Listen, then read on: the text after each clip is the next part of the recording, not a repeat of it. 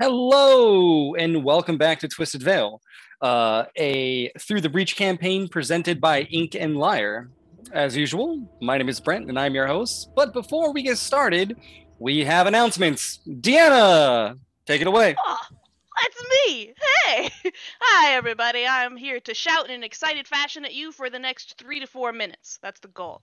Alright, so first I have to shout out our evergreen, our beautiful evergreen partners here, those who have helped us out for a long time. So hopefully these names are very familiar to you because we adore them. First, I want to give us a shout out to Nine Realms Gaming. If you were here yesterday night, you would have heard the musical devoted to them. So for now, you're going to get a summary of the musical, the important bits, which is that Nine Realms Gaming creates top-notch gaming accessories from the finest woods this realm has to offer. That's things like dice vaults, dice towers, dice trays, hero vaults, all that gorgeous kind of stuff. You can visit their website, ninerealmsgaming.com now, and you can use our exclusive partner code at LYRE10, that's Lyre 10, to get 10% off at ninerealmsgaming.com. All right, other partner, light of my life, beauty of my soul, WANDERLILY Dice. WANDERLILY Dice is a small handmade dice making company in Huntsville, Alabama. They make sharp edged dice, dice jewelry, and other adventure items. And by adventure items, I mean things like hand stamped leather journals and handmade resin pens. You can find their shop at wanderlilydice.com, and you can enter Ink&Lyre 10 to get 10% off your order at wanderlilydice.com.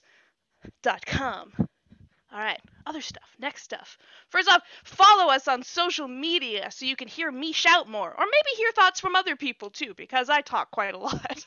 You can use Command Socials to check out Ink&Lyre on all of our social channels for our whole everybody here together. Or if you want to follow cast members individually, you can use Command Twisted Cast, and you can follow the entire cast. We're all over the place.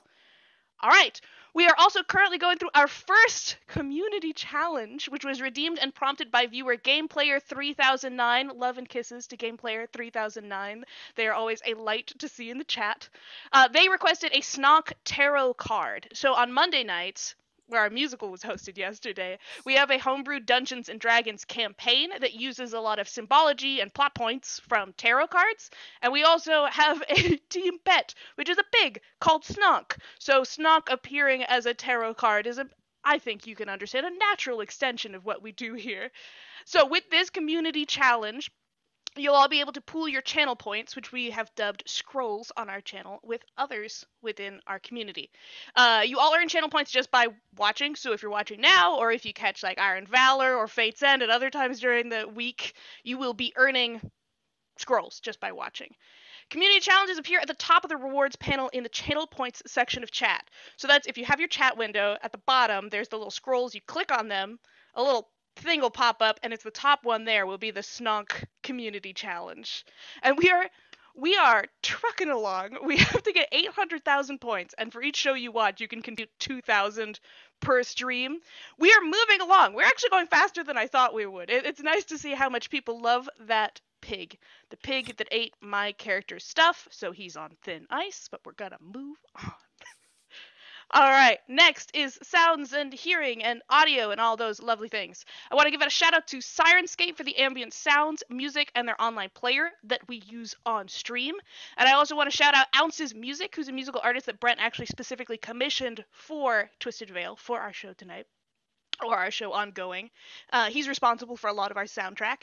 If you like his stuff or you really want to hear what else he's got going on, you can check him out on Bandcamp, Twitter, Instagram, or SoundCloud at Ounces Music. All right. An exciting thing for tonight that we are super jazzed about. If you were here yesterday night, you would have heard about it, and I think we were even talking about it last week, kind of hyping it up. We are currently in a little something that Lauren has named Loot Week. We are giving away goodies all week long, which means you have chance to win fun stuff. The sentence that I read didn't make any sense. So every show this week, other than our Friday night show, which is just kind of our chill out show. So yesterday and tonight and tomorrow, Wednesday night, we're giving away things during the stream. So Wednesday on Hour of Valor, we'll be giving a limited edition Ink&Lyre founder enamel pin signed by the bard and the artist, that's Daniel and Lauren, of Ink&Lyre. Only 100 of those were made, and we only have about 4 or 5 left. But tonight, what you are here for, and what hopefully you will enter to win, is a Neverborn Fate deck. So hopefully that should be showing up on stream what that looks like. Yeah, so while you are tuned in tonight, you can enter command loot to enter in to a chance to win this beautiful deck. The Fate decks are what we use during gameplay. It's a card-based system, and they have such beautiful decks within this system. I think it's super, super cool. So best of luck to you. You have to be a follower to enter, and we will announce the winner of the giveaway after break. And I believe we're going to be opening up the giveaway now. So once it's open, you can just command or exclamation point LOOT to enter into a chance to win that. I'm very excited to see how that goes. All right. Couple other things. You can subscribe on YouTube to catch up on all of our shows. And you can also join us on Discord, which is free. You can come chat with the community and the cast members, hang out in the general chat where we'll have very loud conversations for extended periods of time. We're all very social people and we'd love to chat with you. There are links in to our Discord in the About tab on our Twitch profile, or you can pull it up by using the command at Discord, exclamation point, Discord.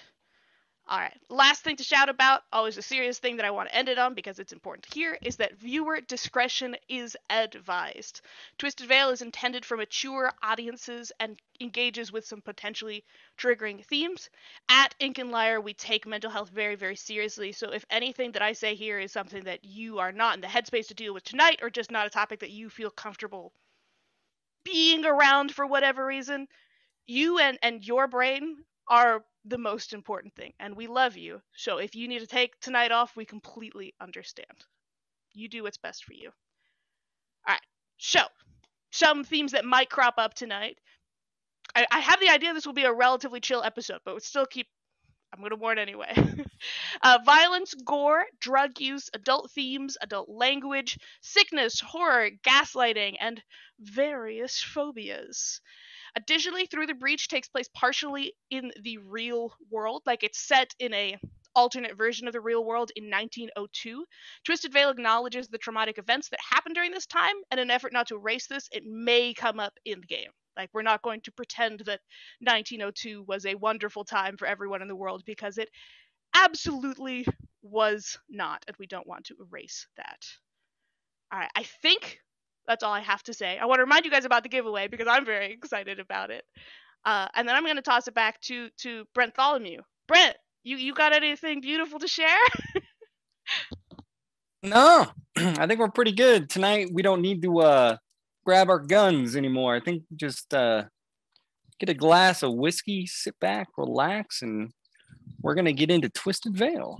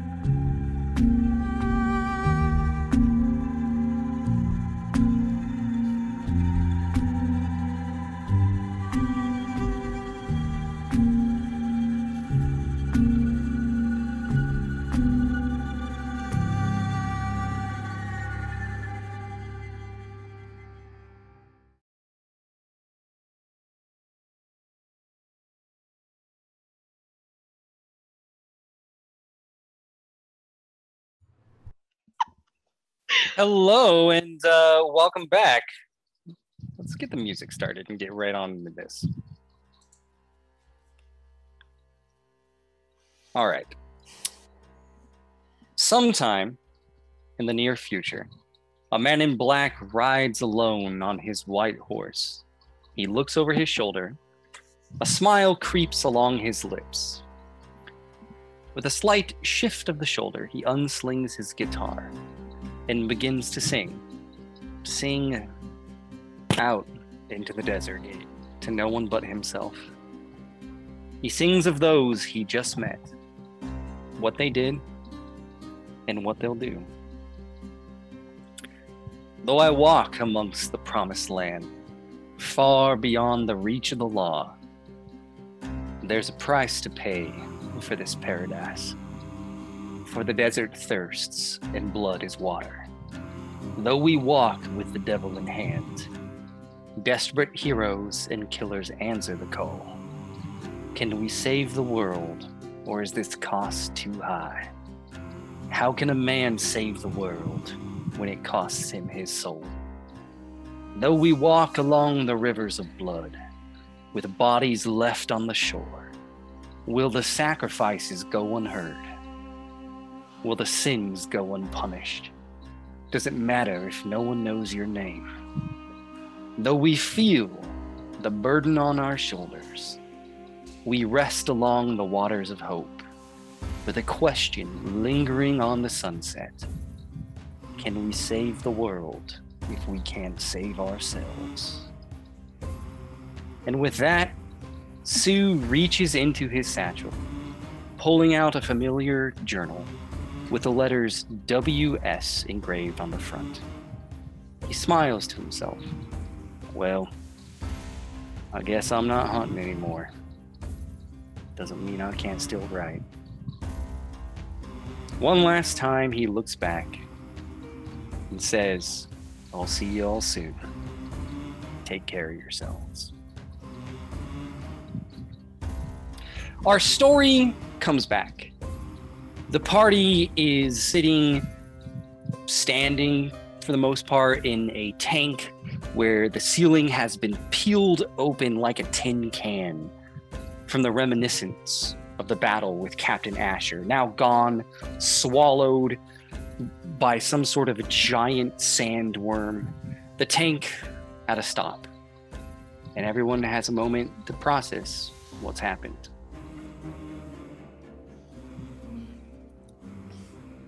As of the end of last episode, I had kind of fallen from my hovering in my healing death warp and I had clung to Toby and thanked him for the sandworm. That's all that he was capable of doing right now. Yeah, Tobias. Maeve's... Go ahead. Just has, like, he's just patting Nemo, like, in awe of what has just happened. And what did he summoned? Okay, gotta take a minute to get used to this. Maeve's Gaki had disappeared and they had dropped to their knees at the end of last episode, so that's where they are. Ray got thrown in the corner and he's not looking so hot. He is trying to get up from his hands and knees and he's coughing up blood and he's just y'all all right?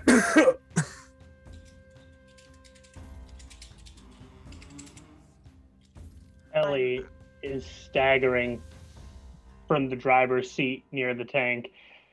Yeah, I'm fine. I'll go dragging the body, and goes out into the sand to fetch the corpse of Asher. Is there a corpse he was eaten?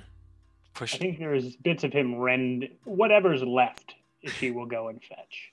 Okay. There's a bit of a mangled mess, a chili of hardly recognizable body parts, all sort of sewn together with the classic red coat outfit that now resides in this puddle of gore like wet toilet paper.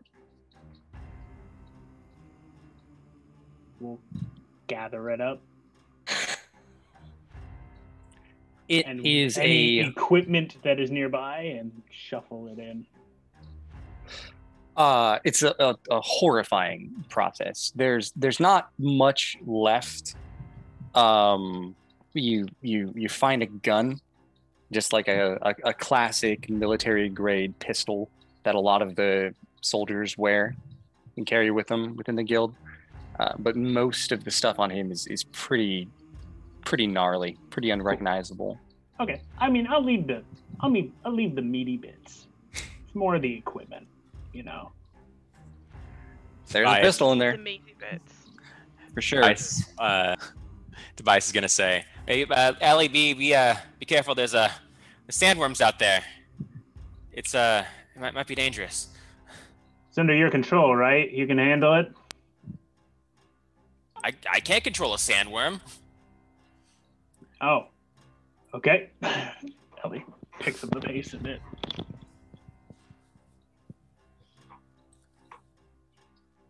Shuffles back in. Maeve, you okay? Nemo, yeah. Yeah, fine. Actually, I think I made it out better than a lot of people. Just need a minute, and then I'll take a look at a couple of you. You get the really weird vantage point of Nemo is still, whatever Toby's doing, Nemo is like kind of latched onto him from the side, just staring at you. But if she catches your eye, she'll look other places. I think Meave is slowly starting to realize that people are looking at them. Right. Everybody look through his belongings. We're not out of this yet. I'll work on getting the tank back up in order. And then Ellie shuffles past to go work on the tank. Get the engine up.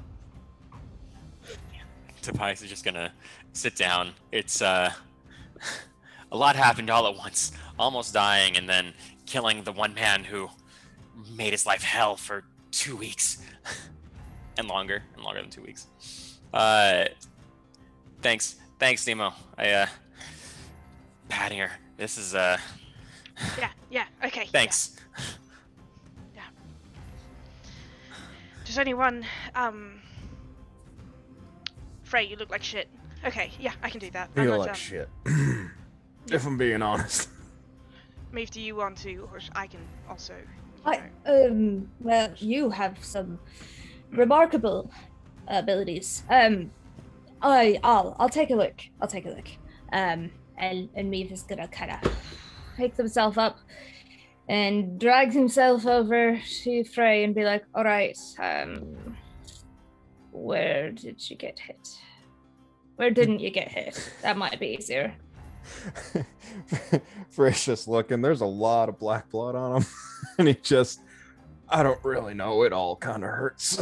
I'm not going to lie to you. Yeah, maybe just no start worries. at the chest, I guess. Let's just, all right. And Meave is going to kind of careful, like probably undo his shirt. Because he's probably, yeah. And just kind of try not to touch any of the blood. And going to flip for doctor, please. Okay. I do not like this vantage point. Can I move, please? Not right now, but okay. There we go. That is a 9 of masks, which will put me at an 11. That'll put you at weak, so 1. Okay. Maeve just kind of patches him up and is like, this will at least hold you till we get back at innocence. Maybe I could take another look at you there when we've got a bit more. Much appreciated. Nemo. Thank you. This will tide me over for now. He pulls out the flask of whiskey that he obviously got from Joe's bar. Real quick, Nemo's Nemo? eyes are gonna roll back on her head. Not a lot of fanfare. Jake, can you flip a check for me? Mm-hmm. Thank you. 9 atomes. All right, a 9, 12. Sorry, it's a weird thing. 3 points of healing to you. Nemo did a better Like, job. just while Meave is actually patching you up, you kind of see over their shoulder as just Nemo's eyes roll back. And just things start kind of patching up around Meave's hands a little quicker than they might normally. It's really gritty and uncomfortable, though, as previously stated. It is like sand getting into the wounds. Oh, this is on me? Yeah. Oh, wow, thanks. Maeve is gonna turn around and be like, Nemo, can I take a look at you? You took a few hits, didn't you? I'm fine. But, I mean, thank you, but I'm fine. If you're sure. And Maeve's gonna stand up, walk past Tobias and go, you're fine, and go to look at Ellie. I would like to make the tank work check, please. Give me a target number 7 engineering check. All right. All All right. Exactly that. 7. You've never worked on a tank before, Ellie, but you know your way around machines. You managed to like find a nice little area, knock on it a couple times. You see there's some screws, rummage around a little bit, get a toolbox, pop that hatch open, and basically just climb in far enough into the guts of the tank and like the control panel until it's like just your ass and legs hanging out, and there's a few moments of sparks, but eventually it hums back to life. As this is happening, I need everyone but Ellie to make a target number 7 notice check. All right. Hey, Jake, can you flip it out? Thank you. 13 for Nemo. Gonna be a That's a 10 17 total. 13 for Maeve.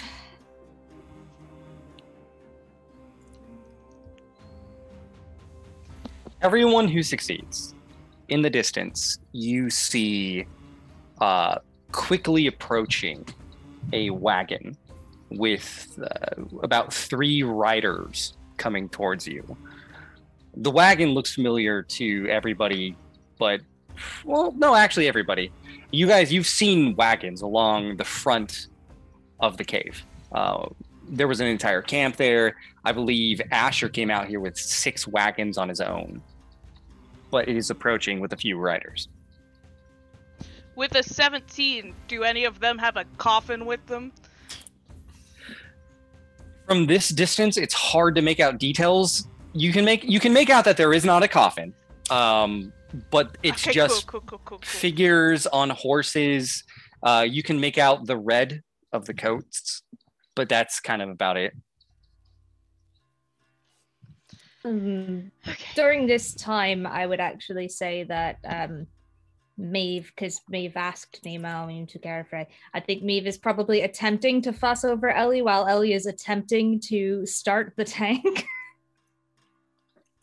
What's Maeve stand in this situation? What does Maeve say? Ellie is mostly in the tank right now working.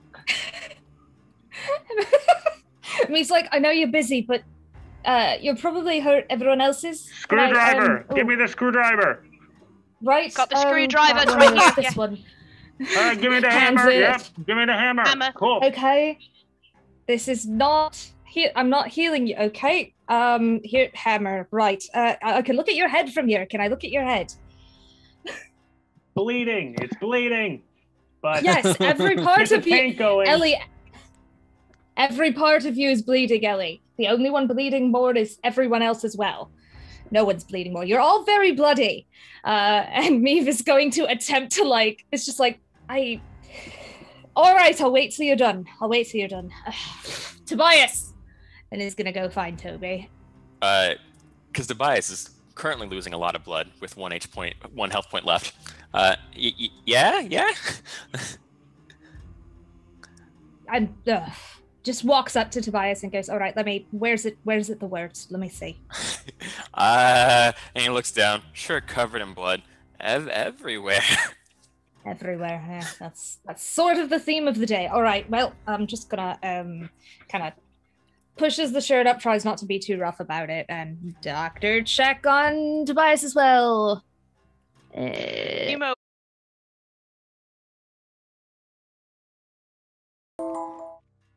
Can you all see us? Can you all hear us? All right. Hopefully Hope so. things are taken care of.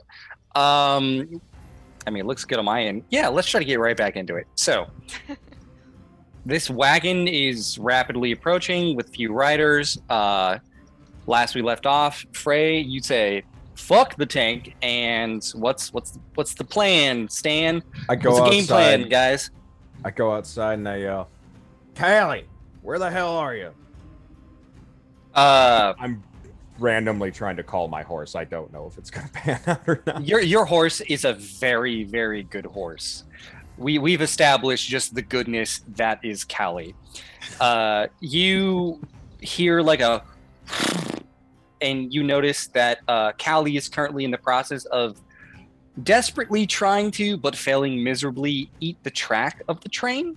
It's just this awkward, like the lips are pulled back. It's like, like it's trying to pull it off like it's a leaf, and it is not working. All right, Sweet Pea. We'll get you some food later. Don't try to eat the damn track. And I kind of grab her by the harness or the lead, and I start pulling her over to the tank. Can I do like a notice check to see if we can see the other horses that we rode out on? Sure. I'll say. Meanwhile, back in the tank, your toolie has been replaced by Kit. Ellie, every time you're asking for a tool, there's just like an acknowledged whistle, and the robotic hand just comes in and keeps giving you stuff. Oh, it's you. All right, yep. Give me a Allen wrench. Yep, thanks. Oh god, little can't whistle right now. Little robot thing's probably better at that part than me anyway. I mean, I've got screwdriver and Allen wrench. I think I could find one of those, but past that. Maeve, it's not an insult, Maeve. I got a 6 for the notice check too. With a 6, there doesn't seem to be anybody else around. It looks like all the other horses kind of went off and did their own thing when you guys jumped onto the tank, except for Callie. Callie was the only one who kind of stayed. Well, that's a good girl. I believe I get the tank working. Is that correct? With my check, I got it working. Yeah, it started back up. All right, somebody get ready to drive this thing. I'll stay down. And you just see Ellie just go limp halfway in the hole. He was like, "What did I say?" And kind of like, "Oh, I can't fit down there. I can't fit down there." Ellie kind of shakes the shoulder. Ellie, get in the driver's seat. okay, Hammer. Can anyone else drive a tank? I can't drive a tank. Ellie, get up here. I'm healing you. It whistles a few times and like points to itself and starts to like just pull levers. I like this. Is this Kit? This is Kit. So Kit looks That was in character. kind of like a bowling ball with legs and a big eye in the center, and there's like just like arms sticking out of the top. This is Kit. Kit's the best of us, so be nice. Let me see if I got. Don't have a reason not to. I was going to put it up on Considering Forge, but I realized I'm the only one. Nemo's experience with everyone else interacting with Kit is, what if we blew Kit up? So it's nice to see someone who doesn't want to do that. What if we used Kit as a suicide bomb? Is always the plan. Oh so my you get a moment of goodness. true appreciation from Nemo. It has offered to blow itself up for you guys. No, it hasn't offered. Other people have to. Okay. But it opened its chest and like there was like a timer inside. And it was like, So Ellie's gonna sort of slowly scrabble out, bleeding like all the rest of everybody. And then just, all right, is anyone driving this? Why is the robot driving this thing? I can't drive a tank. It seems like it can. Ellie shuffles over. Get out of the way. It's good to see you, by the way. Gets behind the wheel and starts driving the tank. Ellie, you almost just went unconscious. I don't know if this is a good idea. And Meave goes back to fussing over Ellie, but this time actually has the area to do so. So I am going to flip for my doctor. But you had something to say, Brent. Oh, I was going to say, so to drive the tank, give me a target number 7 engineering check, but you're going to have disadvantage because after you push Kit out of the way, Kit sort of like perches up on the control panel area, and when you go to like grab one lever, it's just like kind of like nudges another lever, like it's not openly telling you what to do, but when you're about to touch the wrong thing, it's like woo, right? And you know, it's like this hot and cold game where it's letting you figure it out. I think that should be advantage, not disadvantage. Oh no, it is advantage. I'm sorry, if I said disadvantage, I didn't mean well, that. No, I don't it is mean helping it you. with a 15 total. As Meave is Doctor Meave, what are you doing? Yes, that's an 11. So Meave is basically like, okay, all right, well, I'll take a look at the arm. Yes, we'll start with the arm, and it's just sort of like patching, like pulls bandages out of their bag, just kind of like patching you up while you're trying to drive a tank. All right, and with a 15, Ellie is just starting to drive this tank with Kit assisting, and just shouts, "All right, everybody, hold on, we got to get out of here." There's like a harsh jerk as like one wheel goes one direction, the other goes another, and you just like not even going forward, shift 360 degrees, and all of a sudden there's like this image where all this dirt sprays up, and when it begins to clear, it's just Frey standing next to his horse with a freaking massive tank behind him. Yeah. What are you guys gonna do? Looks like they got that shit working. I mount up on Callie and start riding. I'm assuming we're riding to town, not towards the cart. But that's my assumption. It's up to you guys. I vote town. I think we're town. going back towards the town. Right, all right. Somebody tell me where to go. I can't see very well. Is Sue still in the tank? He's here, right? I mean, or did he you evaporate? You hear the light strumming of a guitar from on top of the tank. Okay, that's his business. I'm not gonna fucking talk to him. He's chilling. He got some good view up here. I don't think that Nemo could actually be helpful in this circumstance, but I'm going to say for the drive back that she is attempting to assist Ellie with directions as the worst backseat driver that anyone has ever experienced. What does that sound like? I know you can't see right now, but you're going straight ahead. Straight ahead? No. Okay, you don't know how to go straight, so no. Okay, you're holding it in a really weird way. So, no, I don't want to control it. You just, if you do that there, it's slightly to the right. You got to pitch a little bit more to the right than what you're doing because you're really swerving right now and you really need to be leaning more this way. Toby, you are the only one who hasn't participated in the scene that's at the driver's seat. But you just see Kit going, maybe this one. You see Nemo just doing that. And you see me like stitching and helping Ellie was like, fuck, ow, what are you? And just trying to drive a tank, and just Ellie gets quiet. Yeah, this sounds like a headache that Tobias can't help. Tobias is gonna keep watching these guys following us. This is making him nervous, and I don't like that at all. I would say after a little more while of fussing, cleaning wounds, wrapping up, Miva's gonna go, okay, that's all I can do right now. I've said this to everyone. I'll look at you when we get back. Just, don't pass out again. Yeah, all right. Sorry, I did my best. And he's just gonna kind of scramble away to go watch the oncoming caravan as well, I think. This is really good, Maeve. Thanks. I'm not gonna pass out now. Thank you. So the tank begins to it rotates one more time 180 degrees and begins to just book it towards the town, kicking up tons of dust and dirt behind it, making like this big dust cloud. If you guys leave the hatch down, you can kind of see the distance, because remember, there's like that loading dock hatch from the back that Asher had jumped out of. And you can see that as you begin to drive faster, the wagon and the riders are moving faster as well, like with a purpose. In fact, the riders break off from the wagon and begin to go into like a full gallop to catch this tank. And as we've seen in the past, horses can catch this tank. It is fast, but not faster than horses in this 1902 steampunk sci-fi world. As they're... Oh, go ahead. They're still following us? Yeah, they're still following. How about we shoot something at them and keep them away from us?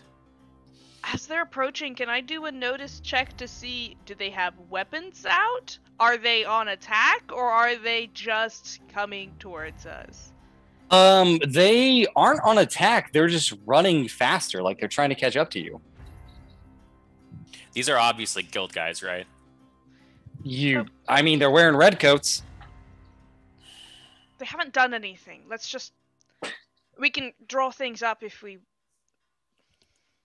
I can do something if they are in the way. So let's just see what they want. They're not in the way. Yeah. They're not in the way, right? They're just following. They're coming closer and closer. Are they in earshot? At this point, if you were to slow down, yeah, but the tank is loud. Like there's just the constant like the steam and the gears and the grinding of the tracks on the like. It is horrifyingly loud inside of this thing. You guys have to shout.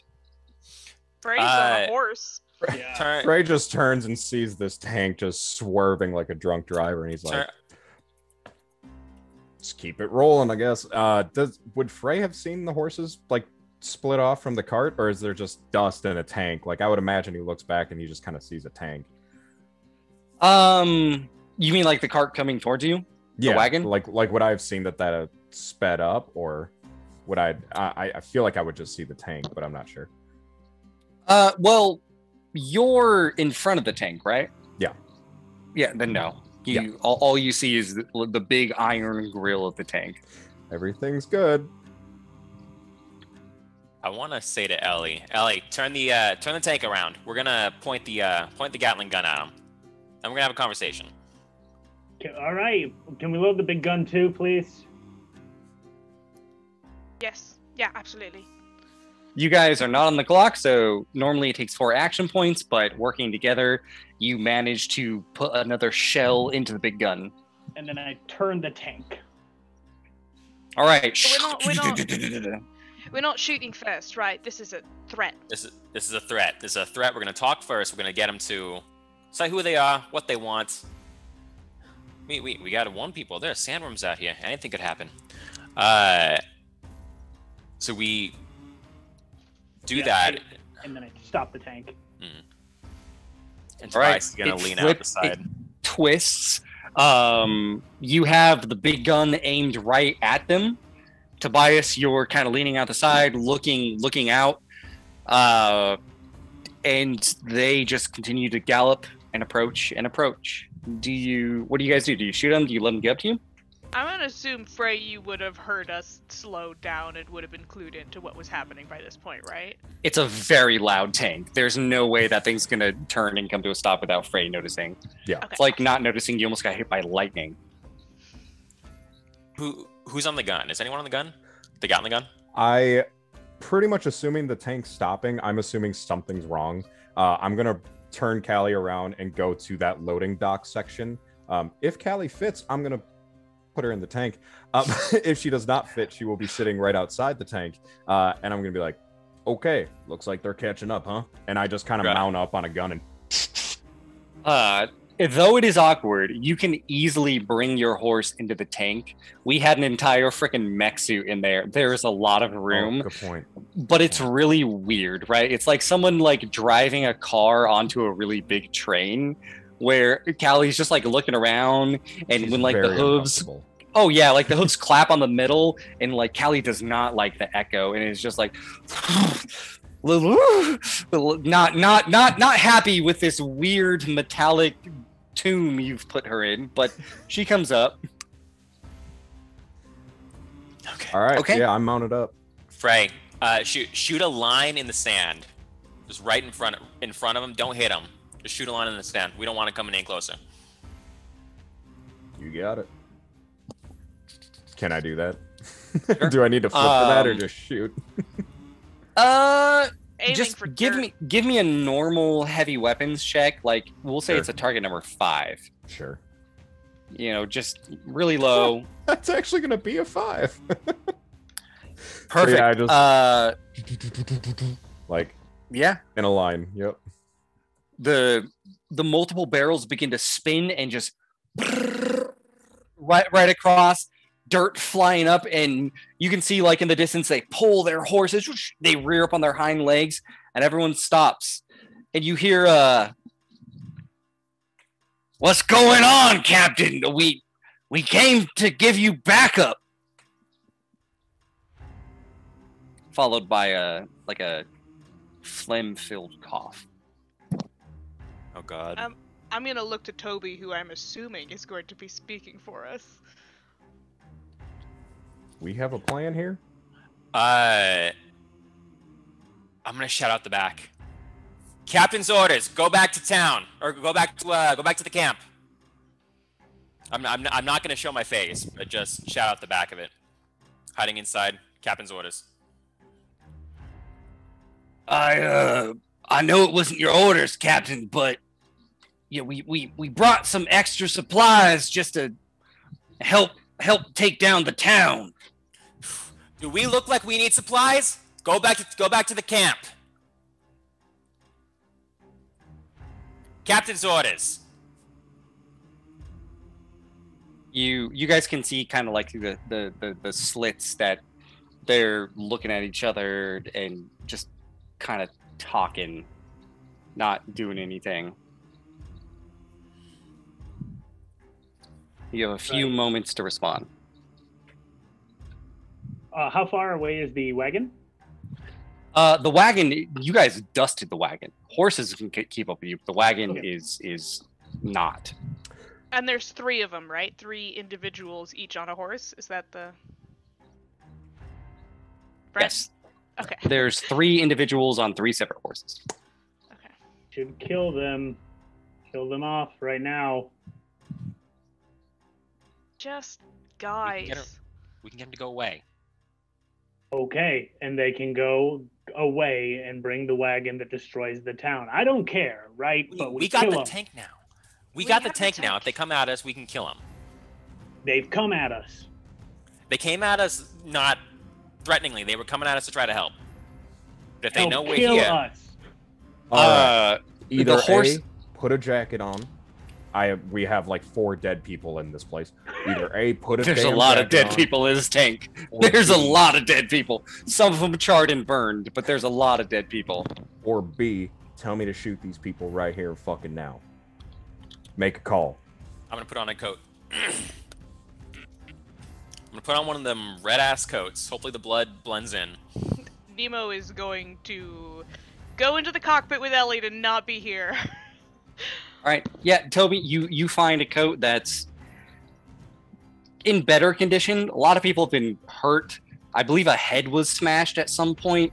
Like you find one where like, oh, the blood blends in a little bit, and you quickly, shift onto it, and I assume head out to go talk to these guys. Yeah, I just do the saunter out, kind of like the cowboy kind of thing. Ellie is gonna grab a coat and come with you. Okay. Good. I like that. Guys, we got this. Captain's orders: go back to the camp. All right, you guys put on your coats, walk out to go talk to them, get to that distance to where now they're not like small, and you say that Tobias, in the sort of throaty voices. Tobias? Is that you? Oh shit. And like now that you're looking, you can see sort of the burned face, the sagging lip of the mayor, who is also wearing a red coat. And next to him are a few other semi-familiar townspeople. Okay, the mayor. What was his name? Mayor. God damn it. I have it written down. Mayor Lewis Workman. Mayor Lewis Workman. Workman. Mayor Workman? Is that? Why are you wearing a red coat? I mean, once we saw the tank going into town, we all figured it was all over, so we rode on into the mines and killed everyone. We found the rest of the we found the rest of the blasting powder and figured we'd try to say we were coming to help and maybe be able to sneak it onto the tank. Okay. They all dead? Yeah, they're all dead up here. You guys did that yourself? Cleared out the mine? Well, I mean, there's about 500 of us and 200 of them, and they took all the heavy equipment. I mean, we lost a lot of good men and women, but you can only push a town so far. They brought that tank in. We knew they wasn't leaving peacefully anymore, so we got desperate. Good for you guys. Wow, I'm impressed, honestly. All right, let's. I'm impressed you got the tank. I mean, I didn't think this plan was gonna work, but it's all we had. This is, it's a weight off my shoulders, all of our shoulders. See, this is what happens when we work together. We take tanks, we take back mines. All right, let's get back to town. Let's have a quiet celebration, huh? Yeah, got a town back. Yeah, let's head on back to town. Oh, wait, this is nuts. All right, Tobias gonna go back in the tank and have a ride back to town. He needs a shot. This is one stressful thing happening after Well, another. what the hell happened? Do I need to shoot him or what? That's the mayor. You don't want to shoot the mayor. What the fuck? All right. Really glad we didn't shoot them then, I guess. Yeah, wait till you hear what happened to him. When Ellie returns to the cockpit where Nemo is kind of hiding away, is there any kind of face journey, or is Ellie feeling totally fine about saying we should shoot them all? You look at Ellie. No scrutiny check needed. She wouldn't have cared either way in this situation. She's just sort of like, get me out of this situation, right? She's making, she's grim. It's just grim right now. Ellie doesn't give a fuck. I know. Nemo doesn't do anything, but will continue to backseat drive unless Ellie tells her not to. Ellie's gonna drive again, getting into the seat. You do hear Ellie just sort of being like, God, I really need to get home. Get me out of this tank. And just... You could let Kit drive.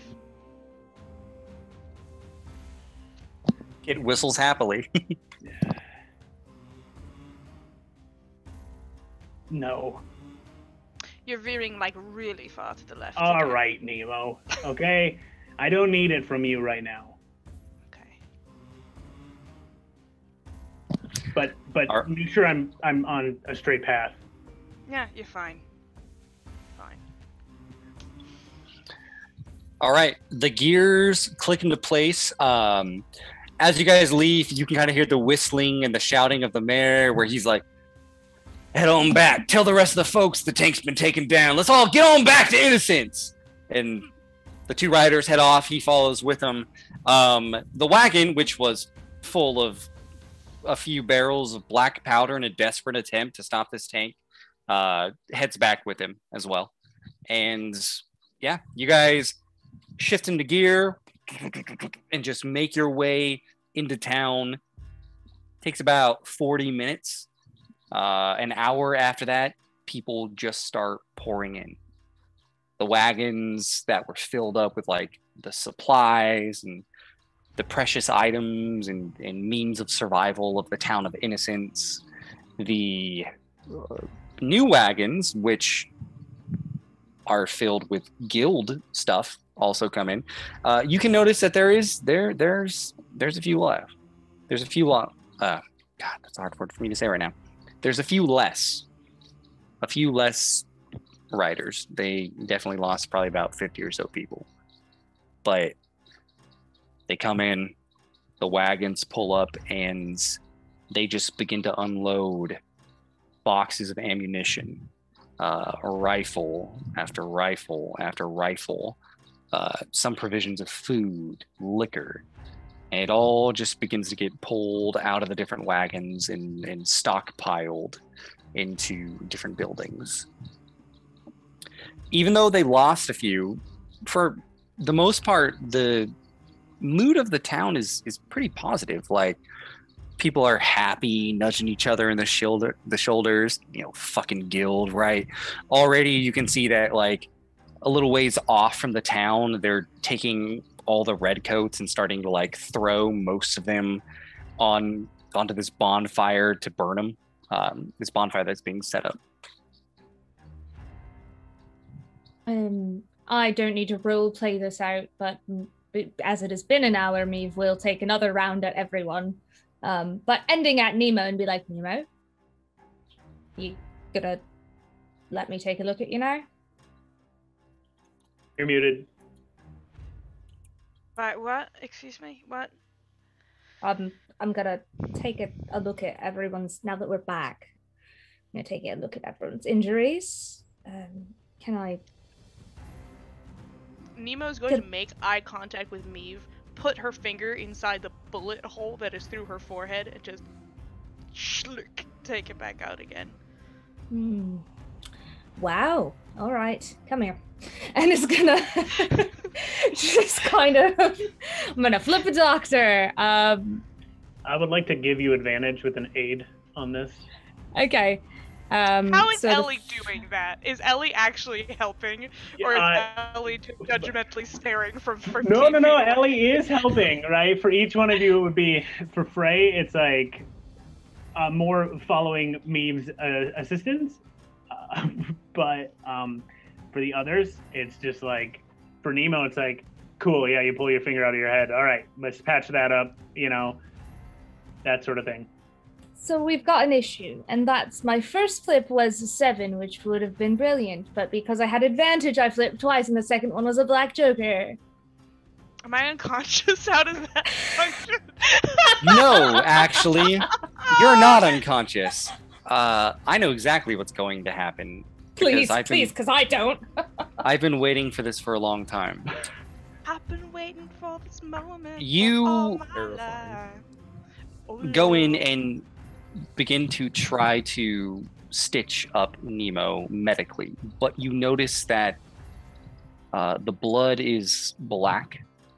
It is coagulated. It's not black like Frey's blood, but it's old. The wounds are not that of a medical type, but it appears that Nemo is so inhuman at this point that they require a stitching check, not a medical check. Okay, just checking in for me. Am I no longer able to receive medical checks?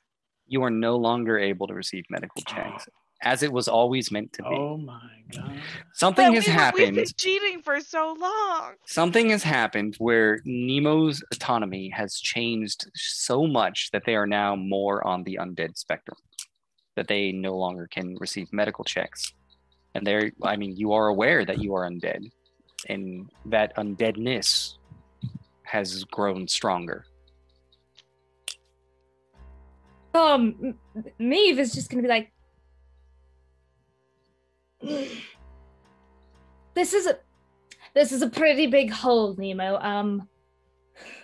I think we're gonna just we gotta find someone to stitch it up, maybe. I mean, I can give it a go, but I think if there's someone that's a little better at that sort of thing, we should ask them first. So yeah, I'm really, you know what, I'll clean it up. Yeah, I'm gonna clean it up really quickly here and just kind of non-effectually just cleans up the wound and goes, yeah, that looks less bloody. That looks better, but there's still a bit of a hole there. So I'm gonna see if anyone in the town is a little better at Don't do that. Okay, well, just I'll figure it out. I'm gonna do some reading. Just wear a hat for a while. Maeve. I was kind of getting the idea that maybe, like, there might be, like, you know, a celebration tonight. Yeah. It'd be better if I shouldn't be there, right? No, you should. You should. Look, we'll just... You know what we could do? We could style your hair. That'll fix it. We'll just brush it No, it's fine. right over. I'm gonna... You guys have a good night. I'll be... Ellie comes back with some equipment, overhearing the final bit of this and going, I mean, it's your choice. Look at that guy. He's missing an ear. That guy and I. You're not going to be out of place if you want to sit around with everybody. It's true. Yeah, maybe. Here, look, Sorry. just kind of like grab, like gently tries to detach a little bit of the ratted nest of hair that Nemo has. Is look there. Now you have to really look to, yeah, that's better. And we'll fix it. Just don't worry about it tonight. You deserve a rest. Okay. Yeah. Okay, thanks. You should go check on Tobias again. He looks like shit. Goodbye.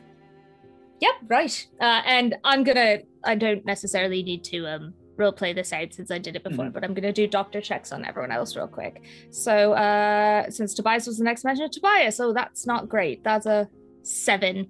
I will be assisting. That's another one. Oh, okay, you're assisting? All right, brilliant. Hold on, let's see if we get a better... Yep, Ellie is... nope, that's worse. That would be a 6. So yeah, All right. you get one... One more point. Thank God. Frey, I feel better already, that's Dak. the whole deck. Maeve just kind of looks at you and goes, yeah, well, and moves on to Frey. Frey, that I really hope I get a better one because my first pull was a 1. Frey, 12. Ooh. Well, is that moderate or is that That's two still... two yeah, points. so 2. Okay. Thank 2 you points. kindly. Much And appreciated. then Maeve will turn to Ellie, who's been helping, and be like, all right, your turn.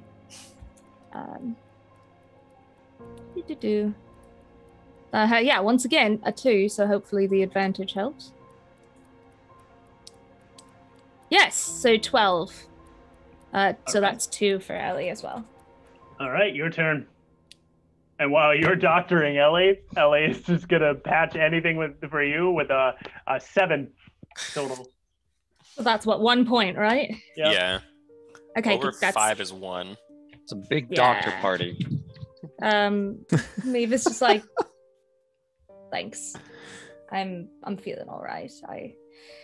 Better now.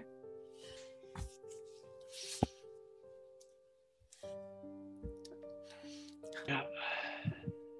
All right. Let's Right. go celebrate or something.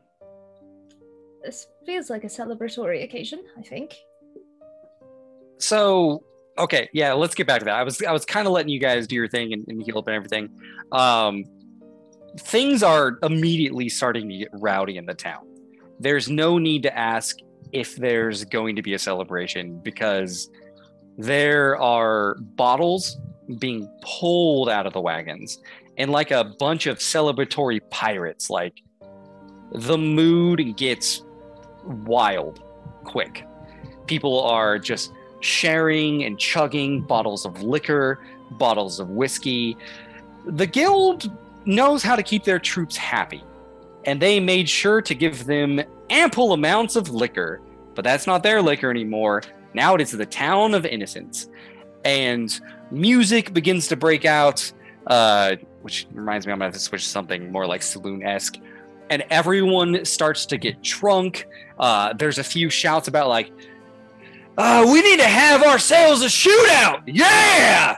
Woo! Get the bottles, boys! Let's see who wants to join in the shootout competition. Just like getting nuts as liquor is already just flowing through the blood. I get kind of a pit in my stomach. I'm so excited and so happy, but at the same time I'm coming to grips with some stuff within me, like just I got other places to be. and I kind of fight that feeling off and just, no, fuck it. Gotta celebrate. Fuck it. And I lean into it really hard, and I go, give me that jacket, Toby, and I rip it off of him. And I rip the jacket off, throw it in the fire, grab a bottle of whiskey out of Joe's hand as he's chugging it. That's mine now, and I just start chugging it. I am leaning fully into the party. I have a bottle. It takes Nemo a while to join the party because she does go and sit and sulk in her hotel room for like a good 20 minutes before she decides that she could be getting drunk because she got permission to do so. And she comes down and she's got a bottle of Huebsch in each hand and she's trying to drink both at the same time and see how much she can take at once. Just chugging it in the center of the room. Meave is going to look at, I guess Tobias and Ellie are remaining. I don't know if we're all in the same place. It's just gonna go. When in Rome? Sure. Where the hell's your drink? Come on now. I think. Nemo's gonna fucking, once she like has filled to the extent that she can't get any more in, she's going to shove some Huebsch into Tobias's face and say, drink it, pretty boy, and just pour it over his face until he starts drinking. Oh, all right. And thank you, Nemo. I'm nice and clean now.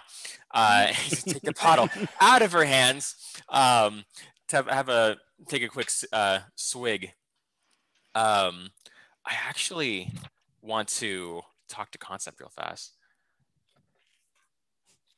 Yeah, we can do that. Sorry. I've been betrayed by Sirenscape and I'm trying to fix it. But You've let's also do that. been I'll be betrayed back. by your screen, Brent. Your green screen has betrayed. Oh my god! Everything is dying! Everything is bad! I guess when Oh. Nemo, This is a true party here. Everything's falling apart. Okay. I guess all right, Saloon sorry. crumbles around you. when That's Nemo starts pouring alcohol on Tobias's face, I think is when Meave will be like, and just kind The of wet like t-shirt take contest. like gently like be like bar to Ellie. Yeah, Ellie, of all of you, is just for right now, is just sort of like, just slumped. Like any of the energy you are mustering, Ellie just sort of shuffles over to the bar and just sort of leans on it heavily and just reaches over and grabs a bottle and puts it out and then grabs some cups and puts them out. And it's just sort of giving the mood of, I need a minute. I just want a minute. Just give me a minute alone. Yeah. You know? Meave is just gonna like sit there and not say anything, just be like cheers, and then like drink their own alcohol and just not try to ramble at Ellie for once. And meanwhile, Frey, bend down. All right. Okay, squat. Thank you. How much can you take? And I'm just gonna start pouring. Yeah.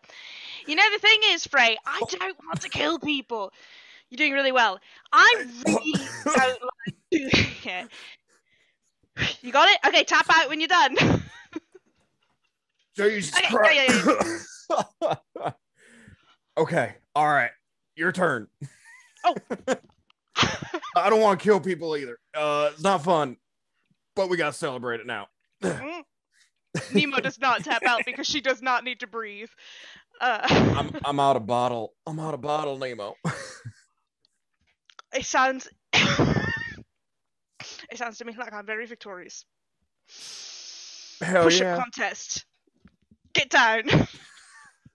All right, go. I'm just gonna sit on you. While they are doing that, Ellie will quietly, there's a couple of minutes pass, right? Ellie is just taking a drink. Okay. We're celebrating. Here we go. So, Before we get too far into the celebration, because this music is infuriating me, it's almost about 7:30. Let's do break. That way I can try to fix this nonsense. as we come into break, Ellie turns and says, "Who wants to join a shootout?" I'll show anybody how to shoot those bottles out of the air. Anybody who wants them in money, let's do it. Yeah, we will have something because the shootout essentially is just people shooting bottles. So we will definitely have some fun with that, Ellie. But yeah, I need to. The lack of music is literally devouring my sanity right now. I have to fix this Sirenscape thing. I feel that. I feel that in my soul. Oh my gosh, it's hurting me You're not so feeling bad. the party mood? It's so awkward. It's so Nemo awkward. just pours more Carrying this alcohol on party. people. Does that help? So I'll I just- hate it. I hate it. Parties are for serious conversations, Nemo. I don't know if you understand. No, Nemo's just gonna gonna get as wasted as very- possible, as quickly as possible.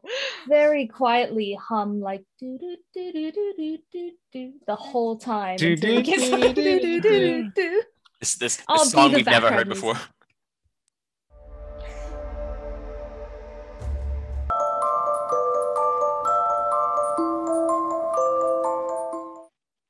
Hello and welcome back. Finally fixed the Sirenscape. Before we get back into it, we have to announce our winner of the deck. By the way, Malifaux decks, beautiful artwork, amazing. I'm very excited for this. Even if you don't play Malifaux, it is a glorious thing to have because they are so good looking. Deanna, take it away. Yeah, Or- absolutely. Yeah. I want to shout out Logicor is the winner of our giveaway. They now have a beautiful Neverborn Fate deck. I'm so excited for them. They seem pretty jazzed in the chat, and I'm very jazzed for them to get it because these things are so gorgeous. They even said they're going to post a picture in the Discord when it comes up. So another reason for you to join the Discord, so we can all covet Logicor's deck together. We can all just join as a group with deep envy. I mean, the Like Neverborn to- is the best faction, let's face it. I'd like to see the whole set because from what I understand, Logicor has one of each now. Yeah. Logicor, I'm not gonna cat burgle you, but just so you know, if the opportunity arose, that's the end of the sentence. Friggin' Malifaux Master, gotta catch them all. Okay. All right. Gotta get them all. Let's get back into it. Oh, geez, I have music. Good. I feel good. All right. So, everyone is drinking, getting sloshed, having a good time. People are firing their guns off into the air, just living up this life. There are some new citizens now in the town, being given clothes. As you guys recall, there were prisoners in their old prison stripes that were brought to the mines as a labor force from the guild. But Innocence is a town of prisoners. And immediately they accept them as one of their own, bring them in, start, giving them pants off dead guild members and everything, just showing them around, laughing, having a good time. Sue is sitting in the saloon, just watching everything. He's a very mild drinker, but on the side, outside of him, you guys are just living it up, drinking and savoring your victory. Can I do something quick? Absolutely. Cool. I'm already a very tall dude. I'm still gonna jump on top of the bar, and I'm just gonna say, "Hey y'all, hold on a sec." You've Now- never seen the bar so packed. Like it's so packed to the point that all the tables are taken up and people like standing in the corner drinking. Some of the workers from Mama Odette's have come down and they're just helping with the celebration. But even though the music plays, your authority commands presence. And after what you did, there is just this knowing respect in the look of everyone's eyes. And they're like, shut up, phrase talking. Your name much more popular around the town now. I got 2 toasts tonight. 1, we lost a lot of good people tonight.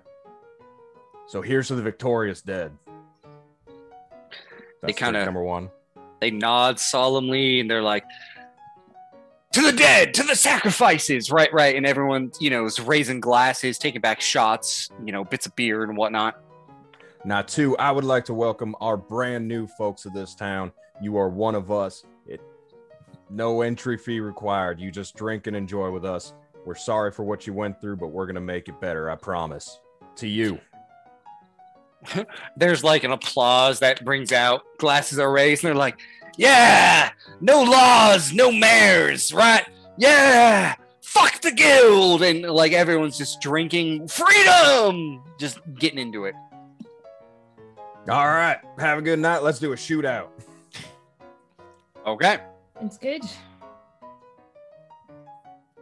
May I, before we all leave for the shootout, I'd like to pull Meave to the side.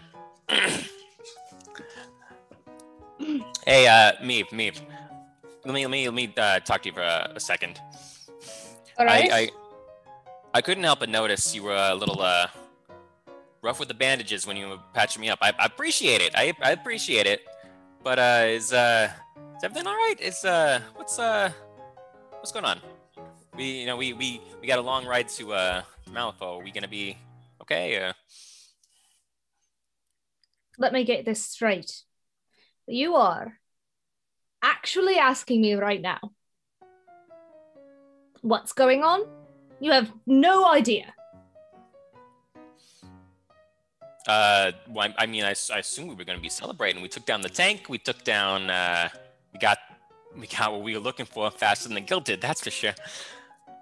Tobias, you have a lot of good points that bring a lot of people in, and you've certainly got charisma. But if you have absolutely no idea why I am upset with you right now, you're an moron. You're an absolute idiot.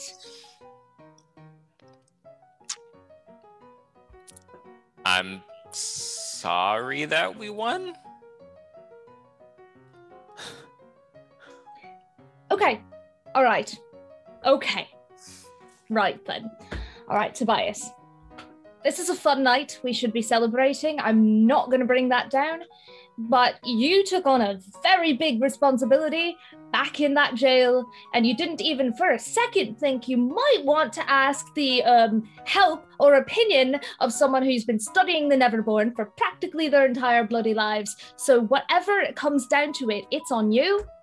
I hope you know what you're doing. Oh, Meave, give me a target number 7 notice check while this conversation's going on. Okay.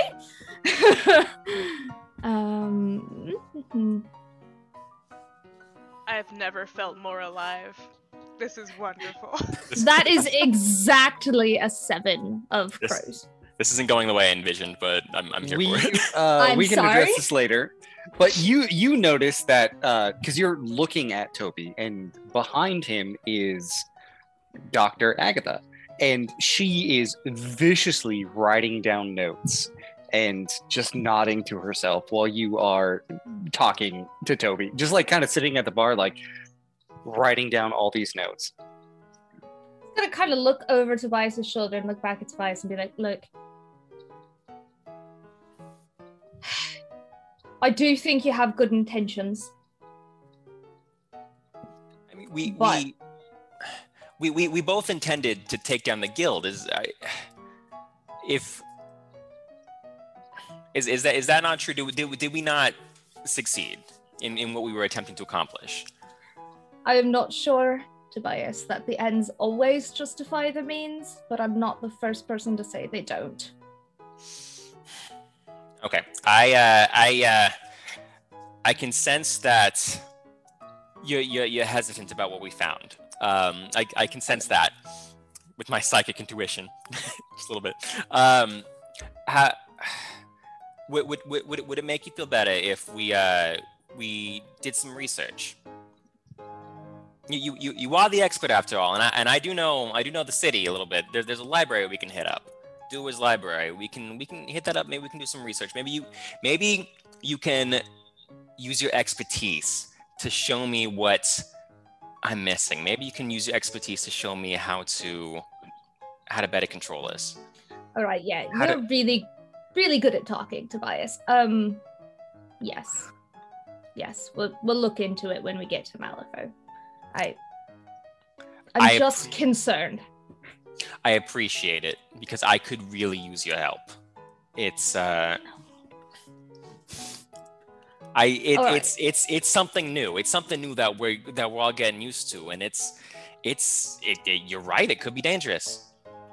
Okay, great. Well, yeah, we'll do that. But for now, let's have a fun night. And I think there's someone, and Maeve is going to take him by the shoulders and spin him and go, over there, who would really enjoy all of that trademark Tobias charisma, just right that way. You know who I'm pointing to, right? At the bar. Of course. If Dr. Lee, who helped. Wait a minute. You guys wrecked your shop. I remember that much. Yeah, go fix it. And Maeve is gonna gently push him towards Dr. Lee. Gently. Okay, this talk went better than I thought it did. Okay, not harshly. Not harshly. Okay. All right. You are pushed towards Dr. Lee. What do you say?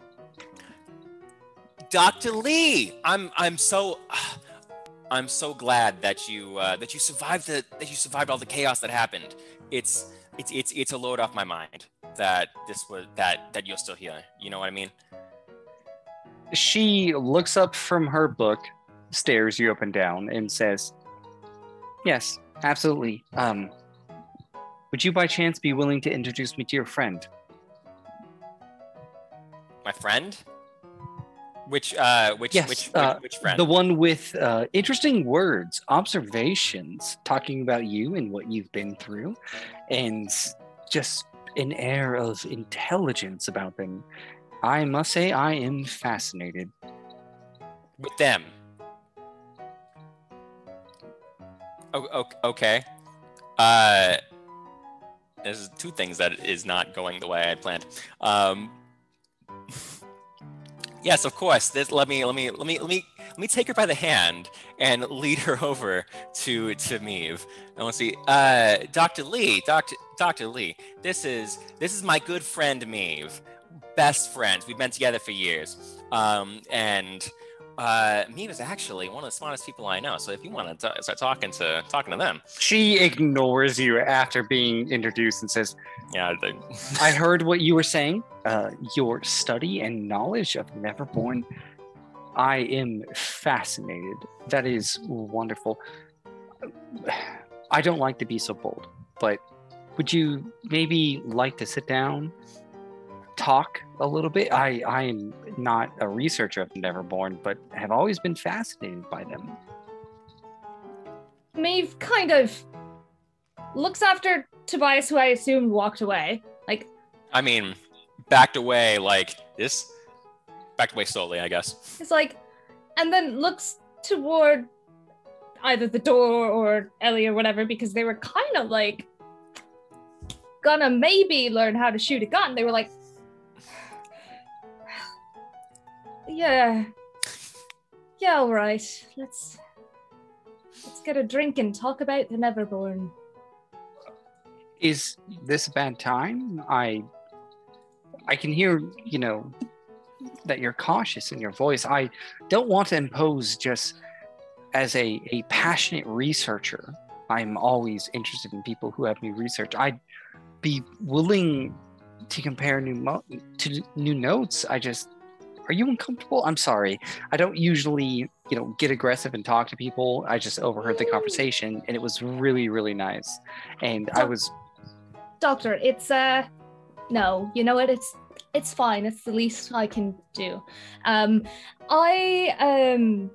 would love to hear your notes as well. I'm very interested in what would lead a doctor to wanting to know more about Neverborn. Right. I'm sorry if I was just a bit taken off guard. Usually it's talking about research. It's but you've got to promise me, after we have a bit of a discussion, that you get a drink in you and have some fun. This is for celebrating, not studying. Be fair, is not studying a celebration? Oh, stop. From the other side of the bar, I would like to just make a brief scrutiny check while I chat with Frey, but I want to just look over watching the Toby scene, and that, you gotta just know where Toby is at all times, right? And I'm just gonna make a brief scrutiny check at Meave. Meave wannabe in this situation. Okay, so what you can read off of Meave is that, like, the premise isn't a bad premise. That's a thing normally they'd like. Like, yeah, they'd like to be partying right now, but also you don't see that there's, like, very hard no body language, and a bit of meta is because they just wrecked the shit out of this doctor's office, and this is the least they can do for her. But you're not seeing hard no body language, I guess, would be the base. Cool. Okay. I would just continue talking to Frey. I vote we let it happen. Me too. This is pretty funny. Cheers. I didn't see that coming, though. Hey, nice speech. Well, thank you. I mean, got to recognize those you lost, but celebrate their victory, right? That's right. Yep. Just a heads up. Thanks for all you do. You repaired a tank and brought it to home. You do a lot for this group, and I see that. And yeah, just wanted to say thanks.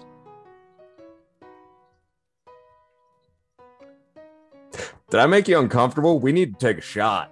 All right, let's go a shootout, huh? How about that? I don't know what to say. Thanks. Yeah. Yeah, I do a lot. Yeah, let's go check out the shooting range. Yeah. Where's Nemo? Where the hell did she go? Yo, Nemo! Nemo disappeared for a hot second, but there was a crowd heading outside to go shoot stuff, right? She would have gone out there. I'm just waiting for you guys kicking at some dirt outside. Yeah, we'll move around a little bit. All right, so we'll cut back to Meave and there's Doctor. Definitely Nemo. If there's a window, Nemo is watching through the window as Tobias was talking to the doctor. Not any kind of real expression happening, but you can definitely, anyone who's known Nemo for any length of time, when the doctor starts talking to Meave, there's a little bit about, she's excited to shoot stuff now. There is a mood shift once things change in that direction. I would like to make eye contact with Toby and be like, "You coming?" Okay.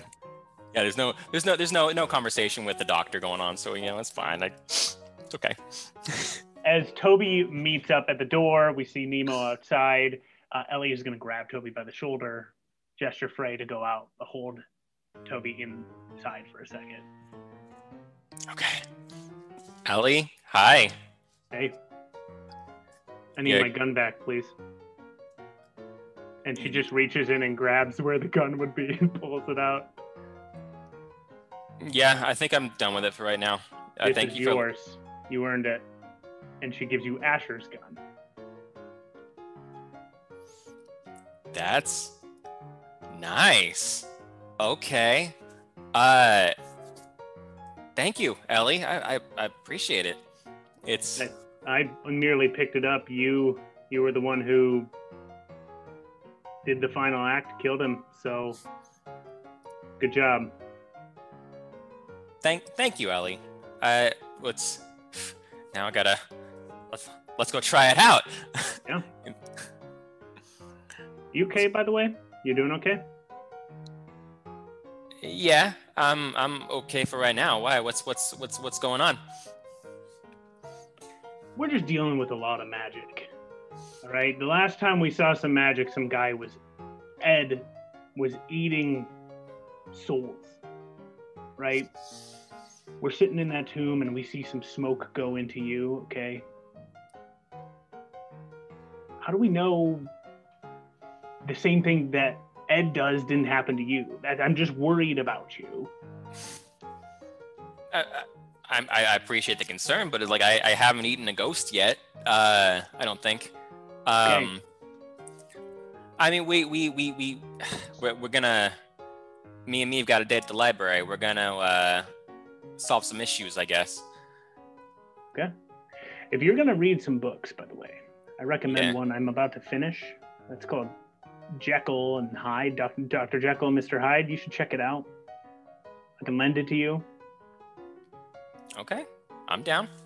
I'll take a look at it. We got a long ride back to the city. You got to pass the time somehow. You know what I'm saying? Yep. I I write in books. I hope that doesn't bother you at all.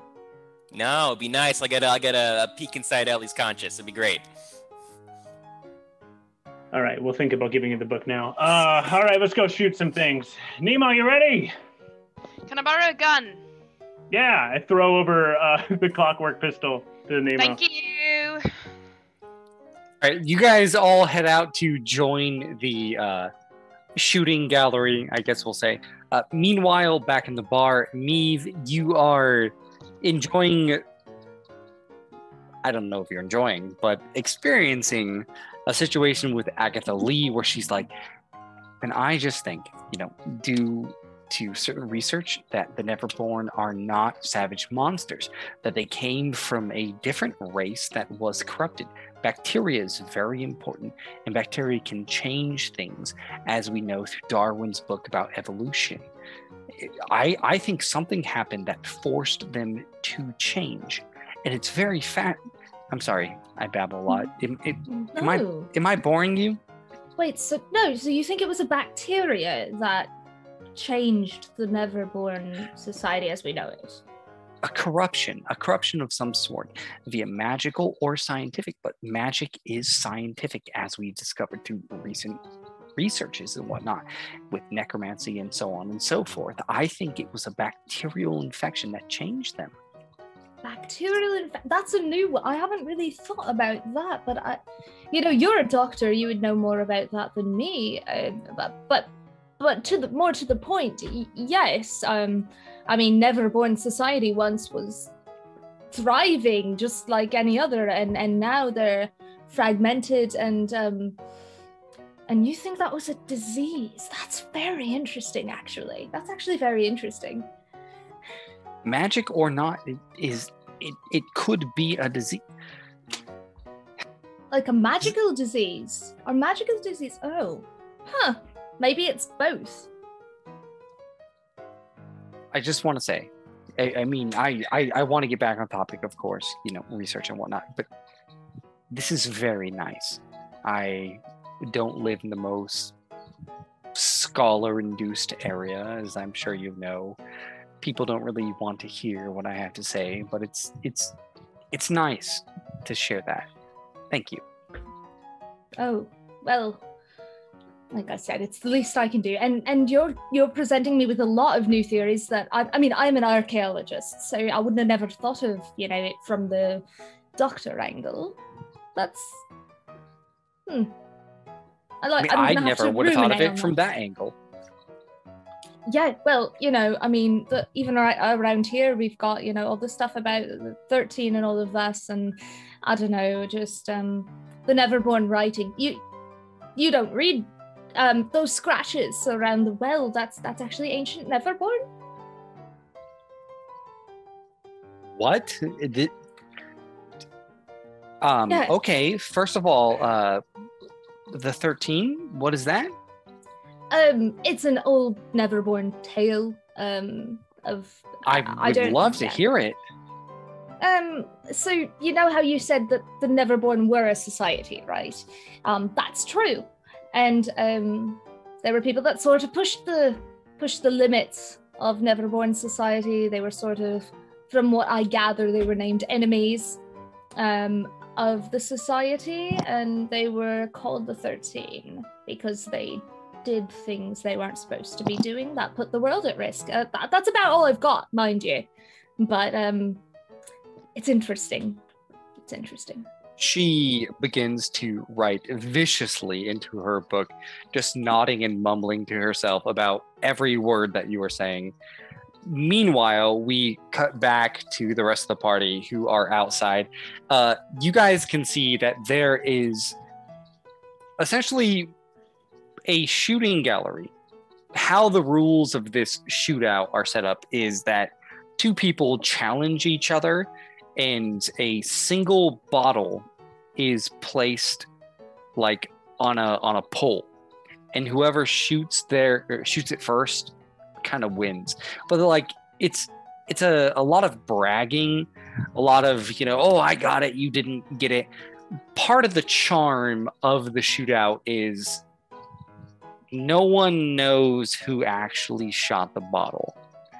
because they both fire at the same time. And it's this old-fashioned criminal bragging, right? About like, I would have killed you. Oh, no, it was definitely me who got it. But like, it's all in like very good humor, kind of bragging about who would have killed who in like classic shootout Western fashion.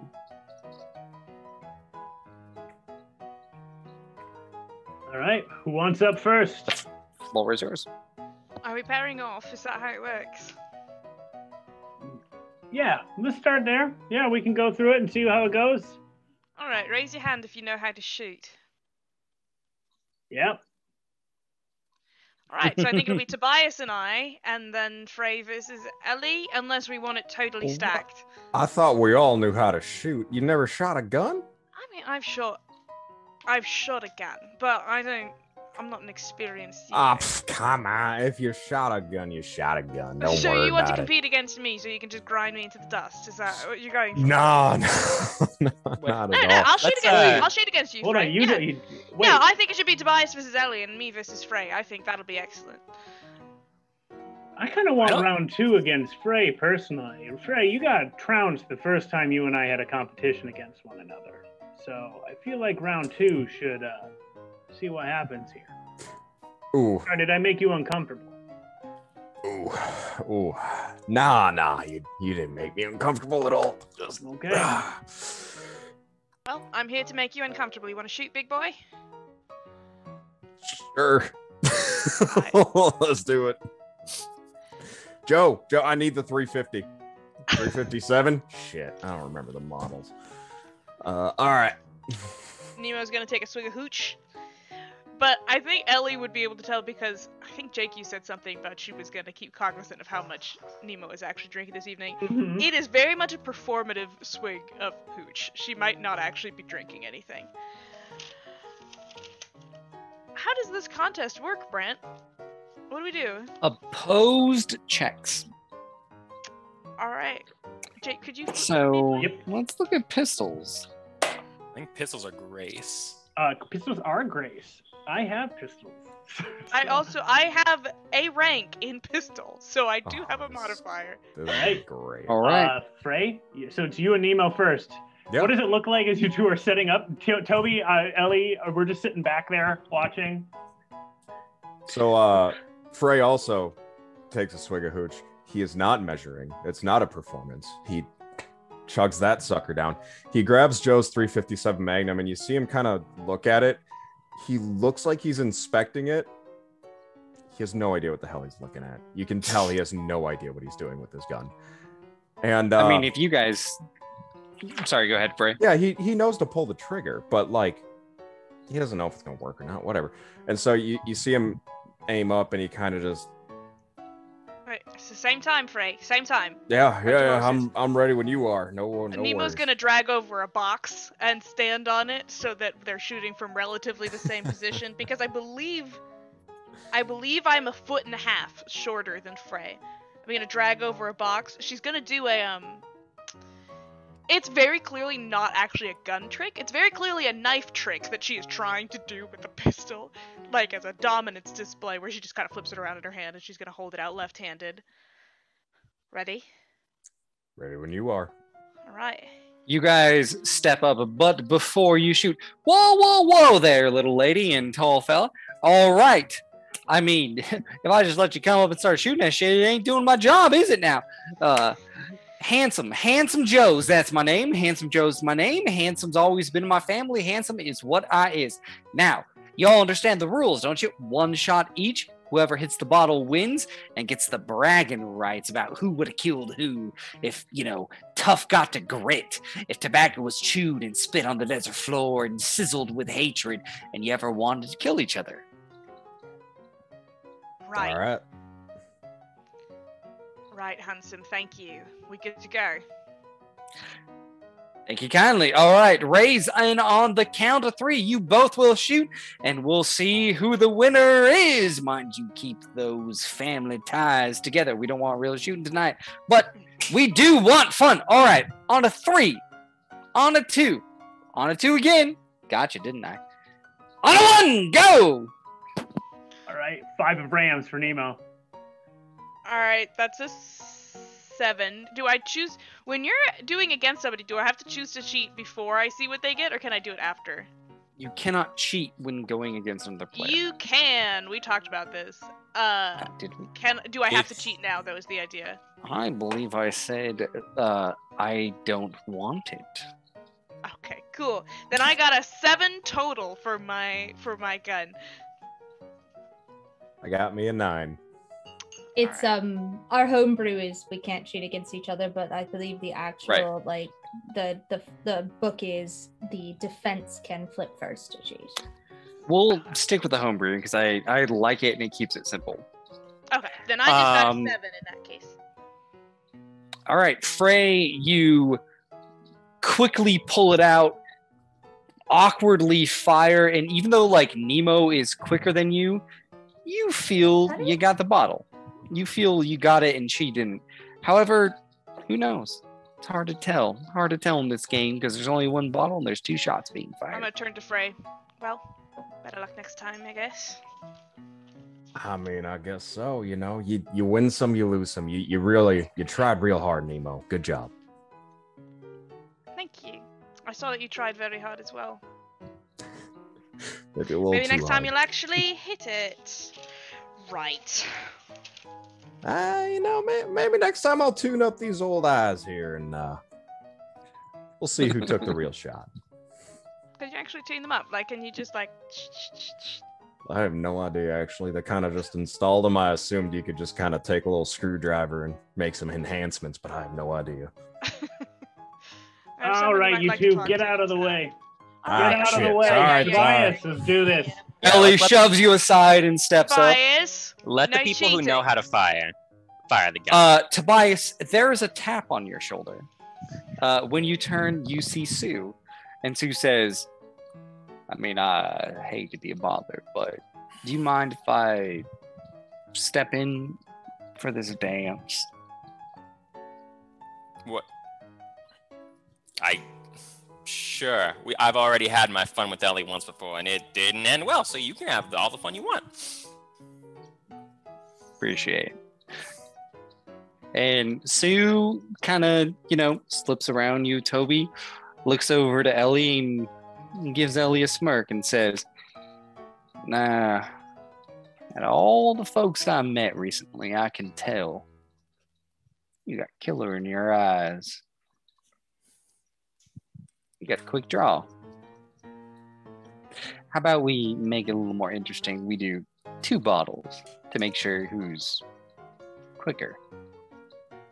I was going to make it more interesting than that against Tobias. You want to do my rules? Let me offer you one instead. Rifles on the ground. Pick them up, shoot before the bottle hits the ground. Well, I mean, if you insist. I haven't used a rifle in some time, but back in the day, I used to be pretty good with it before I picked up my new long arm. Wait, Says okay, Sue Sue, as they are you point to their saying guitar. that Tobias isn't even going to shoot at all and you're going to do it instead? And he You're offered really the that dance much for of a me. wimp. Yeah. Mr. Tobias can shoot later here, but dare I say, I think Miss Ellie is the best of you as far as a pistol goes, and well, I always like to challenge the best. Goddamn, Sue, didn't you see my shot? It was beautiful. It was, He's but confused with my shot, I think. something in the eyes.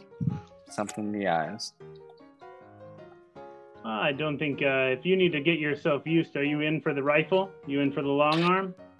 Sure, yeah, we got a lot around here, and he looks to someone. He's like, "Hey, could you get me a rifle?" And they're like, "Oh yeah, we got them stockpiled up in the warehouse over there." And they run over and get one of the guild rifles, toss it to him. He catches it midair, puts it on the ground, and sort of looks at you and says, "All right, long distance shooting, keep things clean. Yeah. Don't know that you're coming." Sue? No offense, but I think you should get a moment's practice with Toby. I'm going to be right back. I got to go fetch somebody to see me trounce you. Be right back.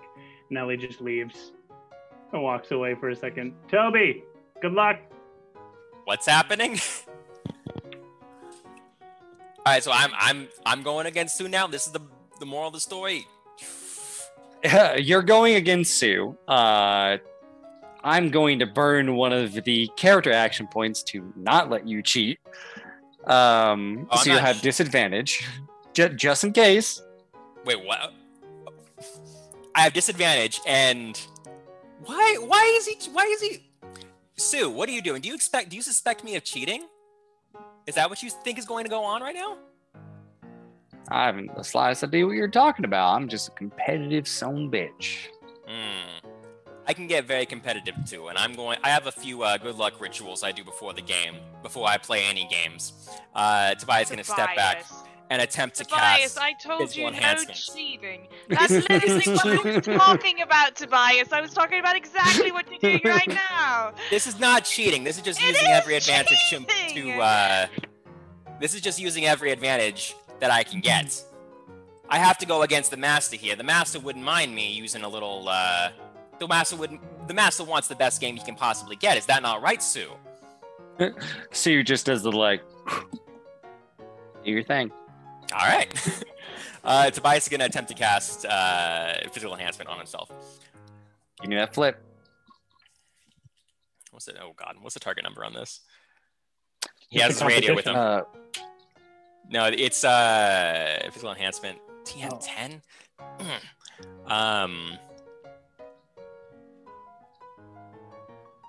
I can't do it. It doesn't work anyway, so it's fine. Yeah. But I think it works. Spell fizzles. The spell fizzles, but Sue doesn't know that. It's fine. This is just how my magic works. It's a thing.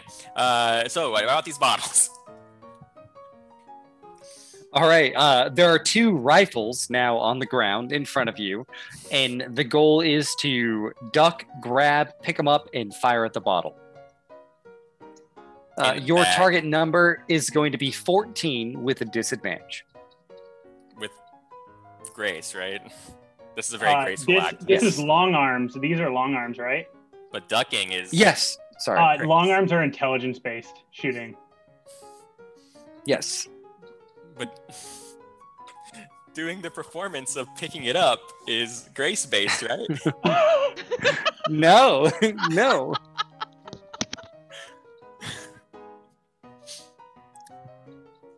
All right. All right, let's go for it, Toby. Go for it. And there's all right. I got a 6. I got a 6.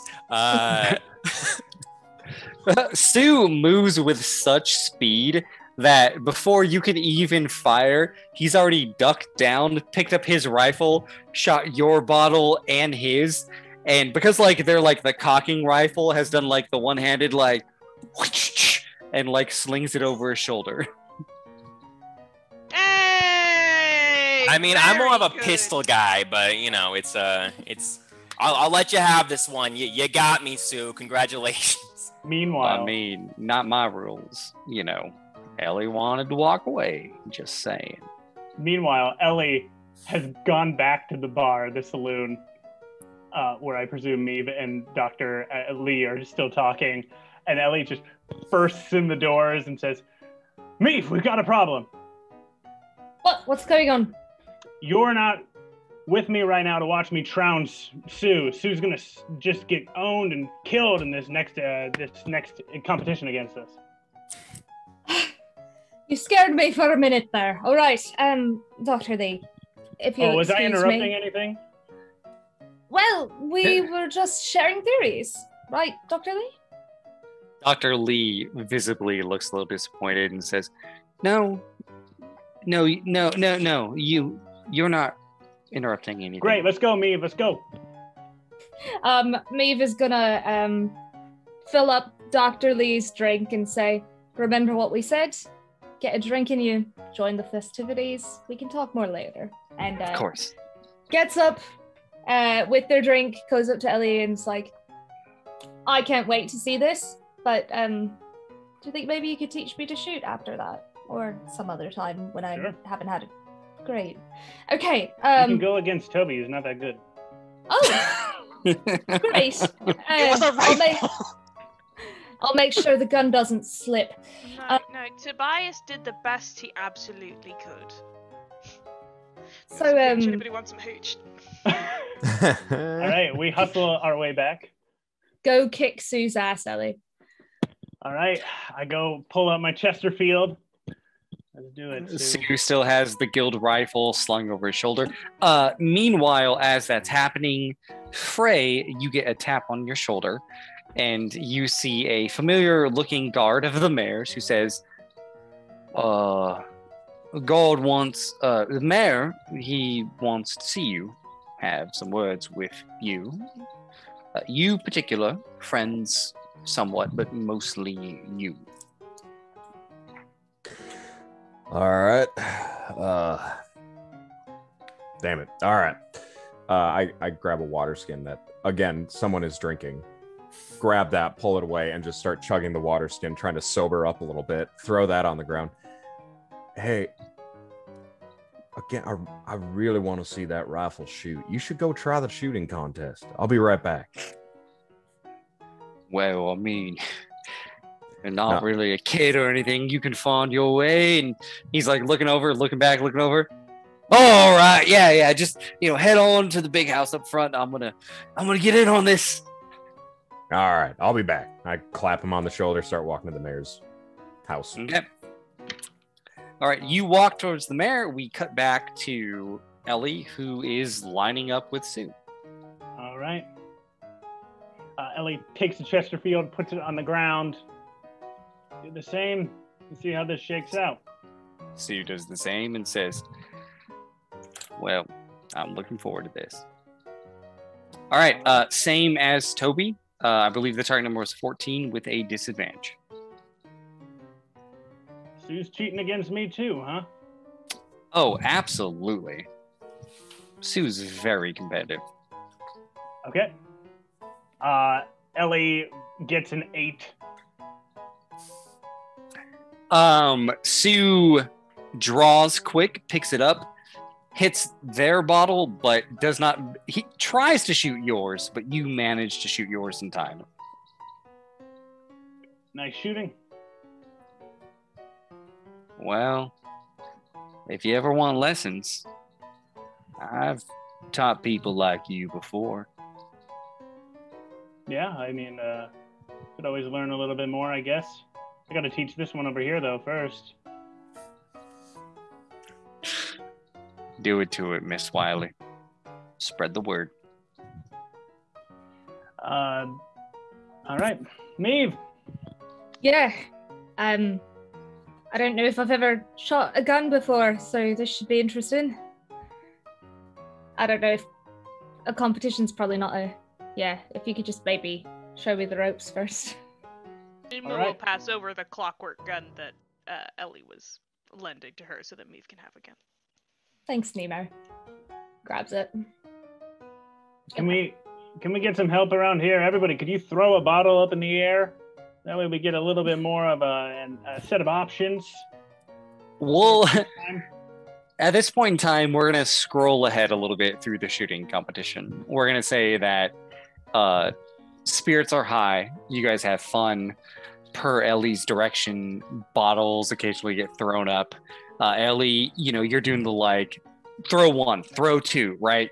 Fire, cock, and just knocking them out of the sky, helping Nemo, helping Maeve, standing behind them, aiming their shoulder and everything, and just kind of helping them get used to shooting a little bit more. Meanwhile, we cut back to Frey. Frey, you are at the mayor's house. You make your way upstairs and... I want to stop this music for a little bit and switch it because the mood's going to change. You make your way up there and you see the mayor as you've seen him many times before. He seems to be a man who is always busy, who is diligently filling out paperwork and just trying to do their job. But as you approach, he looks up from his work, puts the pen aside, and pushes the paper to the side of his desk. Frey, it's good to see you again. Good seeing you, Mayor. Why aren't you out celebrating with the town? You can take one night off. You're probably right. I know. It's not in my spirit. All them out there, they're living in their fantasy. But I know what would have happened. There is a slim chance in hell that the powder scheme would have blown up that tank.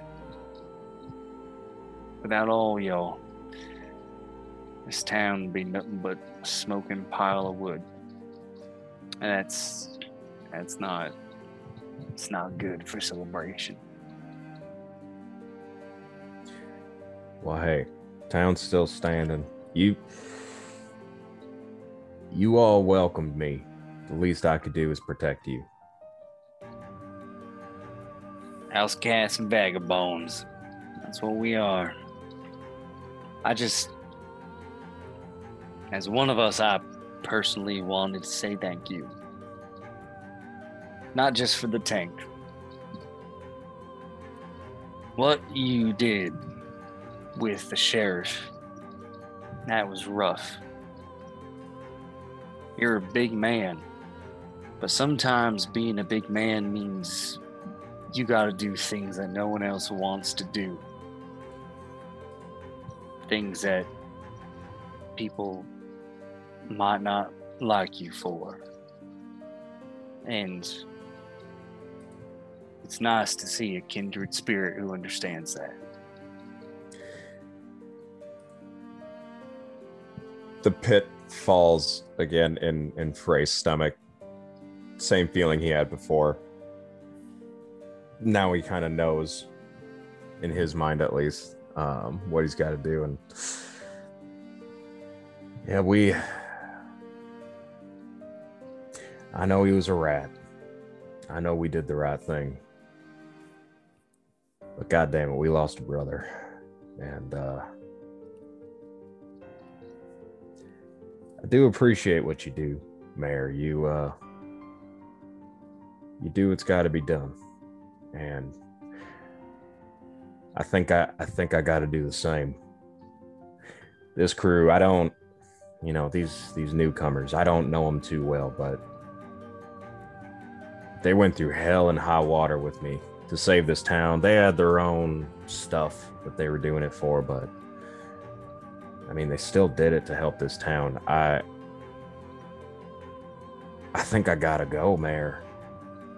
I got stuff I need to do, and I think it's about time I take the responsibility and go get it done. He nods knowingly and smiles, which is kind of not pleasant to look at because of the mangled face. It's like a grimace on one side. It looks like, but yeah, that's his smile. And the chair sort of, and he stands up and he holds out his hand and says, "You take care of yourself, all right? Decisions like that, they weigh on a fella's soul. Stay strong. Folks like us, Frey, the little guy, we need people like you. Someone who knows what it's like. Someone who gives a fucking damn about this little piece of paradise in the middle of nowhere, surrounded by death and nothing. Don't forget about us." I take his hand, shake it. I'll never forget this place. It's been a second home to me. But it's time I go get my home back. And don't you forget the name Dead Man Frey. I'll be back. Give them hell. They'll probably be coming for us after this, but, well, we got a tank. Ah, fuck it. You got a tank. All right, get out of here and go have fun with your friends. All right. Hey, if you decide to come down, let's have a drink. Otherwise, get back to work. I'll keep it in mind. All right, Frey heads out. All right. Frey heads out, and the party kind of begins to run low. You guys are shooting, you're drinking, but we're finally get to that point where things are starting to calm down a bit. Before you go to bed, what do you want to do for the evening?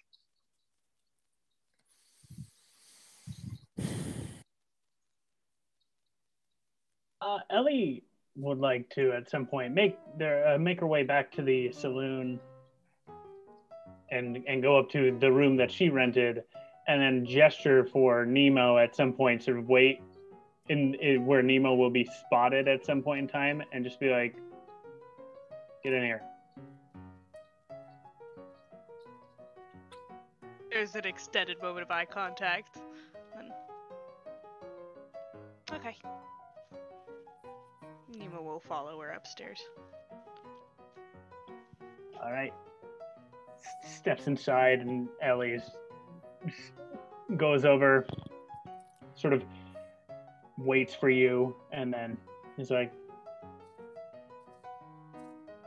"Didn't say this earlier. How drunk are you right now, Nemo?"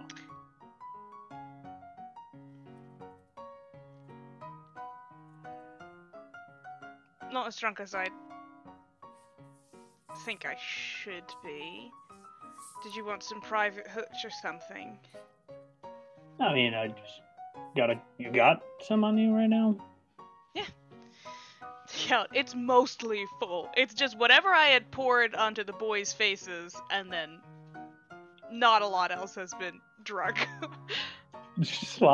Ellie pulls out of her jacket like 2 cups and puts them down. Nemo will pour out, and it'll look for a second like she's waiting for you to take a drink. She'll look at the wall, and then she'll take a drink first. Ellie will take the drink. Been through a lot. Thank you. Pour me another drink, please. Come on. Pour her another drink. Thank you for saving me again.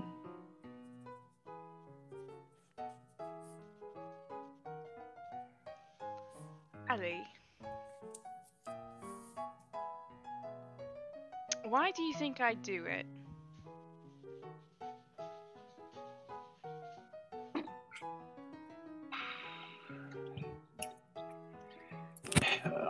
Are you more like Tobias? Are you doing it because you're a good person, or like what Meeb says? No, I'm not at all like Tobias, so try again on that one. You do it because you know that if I wasn't around, it'd be a lot harder to keep everybody else alive.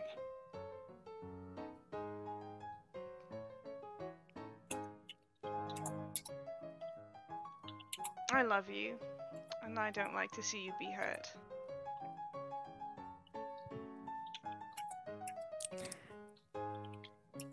Ellie takes her drink. Come here. Come here. What are you gonna do to me? Come here. Okay, yeah. Ellie gives you a hug. Ooh, okay. Nemo will return the hug after a second. I'm not that mean, am I? Are you not angry? No.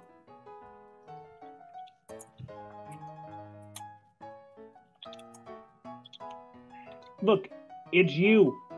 We've been through a lot. It's fine. I have your permission to love you. It's a weird thing to say. I can't really No, tell no, you. no, It's no, your, that's it's what your you person. were implying, actually. No, you were saying it's fine. I'm just letting you know that I love you, and yeah, that's about all there is to it. Okay.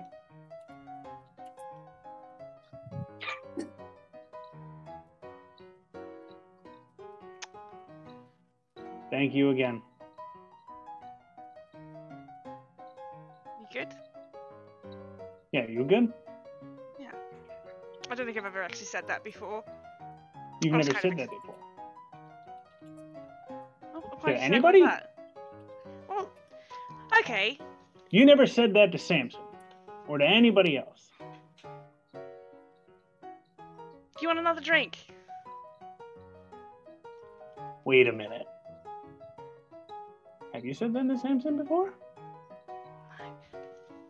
Yeah, I do want another drink. Stay in. Ellie sort of chips to block the door and then sits with Nemo and sort of. No! Well, okay, because when you say stuff like that, usually it's because, okay, if you tell someone you love them, it's because you want something from them, right? And I want to stress. Well, yeah, sometimes. Yeah, I don't want anything from you. Like, the only thing that I want is that I want you to know. But usually if you say it to someone, of course they're going to be like, well, what the fuck does she want from me? So why would you say it?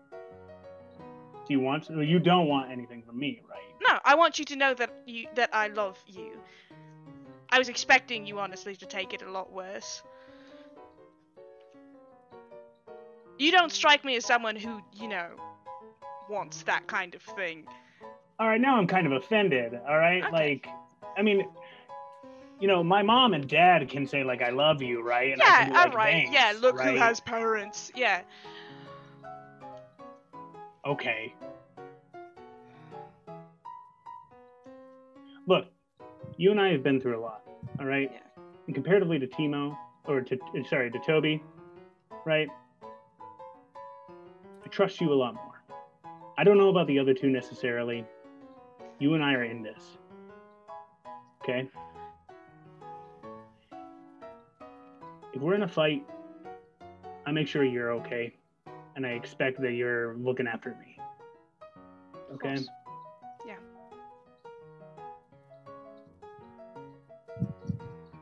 I'm not going to say anything. All right? Look, yeah, no, a lot of the don't. times people say I love you and then they're like, okay, now you say it. Like, I'm not going to say Yeah, no, you that, don't have to all say right? you don't have to say anything. I'm not waiting for you to say anything. I was kind of waiting for you to deck me. And that's why I'm a little, Yeah, I was kind of waiting for the second that I was going to be like, thanks, that you were going to attack me with your sharp tongue again, like last time. So I guess we both misread the situation. You know what? Yeah, I love you and I enjoy being around you and I want you to be safe and happy, and whatever you do in the future, I would like to be there to help with it. So. Okay. That's it. We got a lot of work to do coming up. I can go back downstairs. Yeah. Oh. Yeah, all right, yeah, I'm going downstairs too. Oh, I can stay up. No, I mean... Okay. I never told him, because he wouldn't have wanted to hear it. And I'm thinking a little bit more recently about whether I want to say it more than whether or not they want to hear it, Yeah. If we're sharing stories, the last person I told that to exploded. So, we both have some baggage when it comes to it. Nemo, give me a target number 6 notice check. Jay, can you flip me Oh, yeah. flip me a card? Red Joker, Nemo. Red Joker! So that's like an 18 or something. Yeah. I've got a +4, 19. There's a few things you notice, and with a red joker, of course, I'm open to you adding stuff to this. As you are, I see through the window that my horse has returned. Okay, go ahead. as you are talking to Ellie, you notice that there's a bit of blood on her lip, and you look down, and in the whiskey, kind of like oil and water, like ink and water, that blood is floating up, and there's a tooth that is in the bottom of the glass. Okay. Okay, maybe that was a bit too strong. He died. What's all right? this then? He just What's died. all this? What's all this? The hell is that? What? Look, you have eyes. Look. Why is there a tooth in the cup? I don't know. Why is there a tooth in the cup, Ellie? Well, you're the one drinking the hooch, and hooch we don't know where it really comes from, all right? Have you ever had a tooth before? Open your mouth. Open your mouth. Open your mouth. Came from inside her mouth, right? Yeah. There's definitely like a back molar that's just like gone, and like you can even see like blood on the tongue and everything. Okay, Ellie, shut Did your you mouth. not feel it? Did you not feel? What the fuck? Are you okay? What's going on? All right, let's go downstairs. No. Okay. No, it's not important No. right now. It's not important. It's not important right now. Your teeth just came out of your head and you're bleeding out of your mouth. Look, You know, I like a don't wanna talk convalescent in about a this dime right now. novel. You don't want to Ellie talk just about it. opens the door and walks out. I'm gonna open the door and I'm gonna yell out, As you open the door, Ellie is standing and says, "Give me my tooth, though." And she reaches into the cup, pulls the tooth out, puts it in a pocket, and then walks downstairs. I'm gonna go downstairs and have a very harsh, hurried conversation with me. Ellie's fucking teeth are coming out of her head and she doesn't want to talk about it, but her teeth are just falling out of her head. She's bleeding from out of her mouth, and she's decided it's not a big deal because she's the worst person that I've ever met personally. But teeth are coming out of her goddamn head. Is that a totally natural phenomenon to be happening to a healthy 30-something old-ass woman? Are you calling 30? Never mind. Okay, first off, no, that's usually something that happens to adolescents. Adolescents? Wait, when did like you lose children. your fucking baby? Children. Eve? Okay, yeah, children. Definitely children. I definitely lost my teeth when I was a child. What am I talking about? Meave takes another drink. Oh my god, Meave, you're useless. Okay. Jesus Christ. No! Wait, but teeth. Okay, no. Yeah. Okay, alright, Nemo. Mm. Everyone's been drinking tonight. I'll Yeah, talk apparently. to her about it tomorrow. Great, yeah. Yeah, no, that's fine. Okay, yeah, you're allowed to drink. No, we're all supposed to be drinking. No, you should be well, okay, I'm not going to tell you should be drinking. That's No, I pressure. should be That's drinking. not. It's No. about, like, would you No, like some no, water? no. I can push you into drinking water. Meave, tell me to drink. Have a drink, Nemo. Yes! Oh, yes! Okay, thank you. Nemo's gonna Nemo. start drinking now. You go and have a drink, and we're gonna say the party calms down. Nemo We're does gonna- not calm down. Nemo doesn't calm down, but we're kind of gonna skip ahead to the next day. You guys return to your rooms. Ellie is nowhere to be found the following morning. Oh. Because they are sleeping somewhere else. But during this time, I would like to extend the olive branch. Toby, did you want to have a conversation?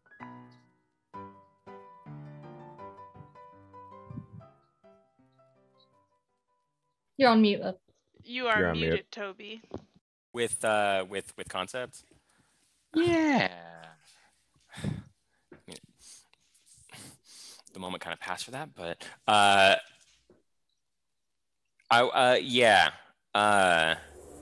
wanted to I guess thank you for helping out during the fight. It's What are you thanking me for, Toby? for making the sandworms. It was kind of important you did that. We were in a tough spot over there. What and, are you thanking me for, Toby? Did you not make the sandworms? Well, I didn't make the sandworms. You did. I didn't kill that man. You killed that man, Toby.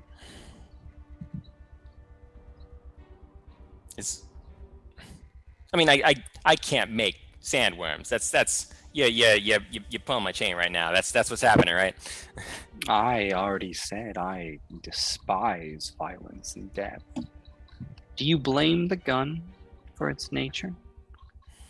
When the trigger is pulled and the bullet is shot, is it the gun's fault that the man is dead? Or is it the fault of the man who pulled the trigger? You pulled the trigger, Toby. You don't need to thank me. I was just a weapon, helping you get what you wanted. I mean, I guess that's true, and I mean, he deserved it, right? It's he deserved he got what was coming to him. It was only a matter of time. And if I didn't do it, someone else would have. Many people deserve many things. Humanity likes to put laws and regulations into a system, and how often do criminals go unpunished? It's a thing to think about. Who's to say that they should be the judge and jury? Because it's obviously a flawed system. I mean, yeah, more often than not, the criminals are on top, doling out these false punishments, committing all the crimes, and they just go unpunished because they're on top of the system, because they got all the money. Don't worry too much about it. You've had a long day. Let's get some rest. Yeah, I guess rest is best. It's it's not every day you survive being chased down by a man in a mech suit in a tank. It's yeah, you're right. Rest.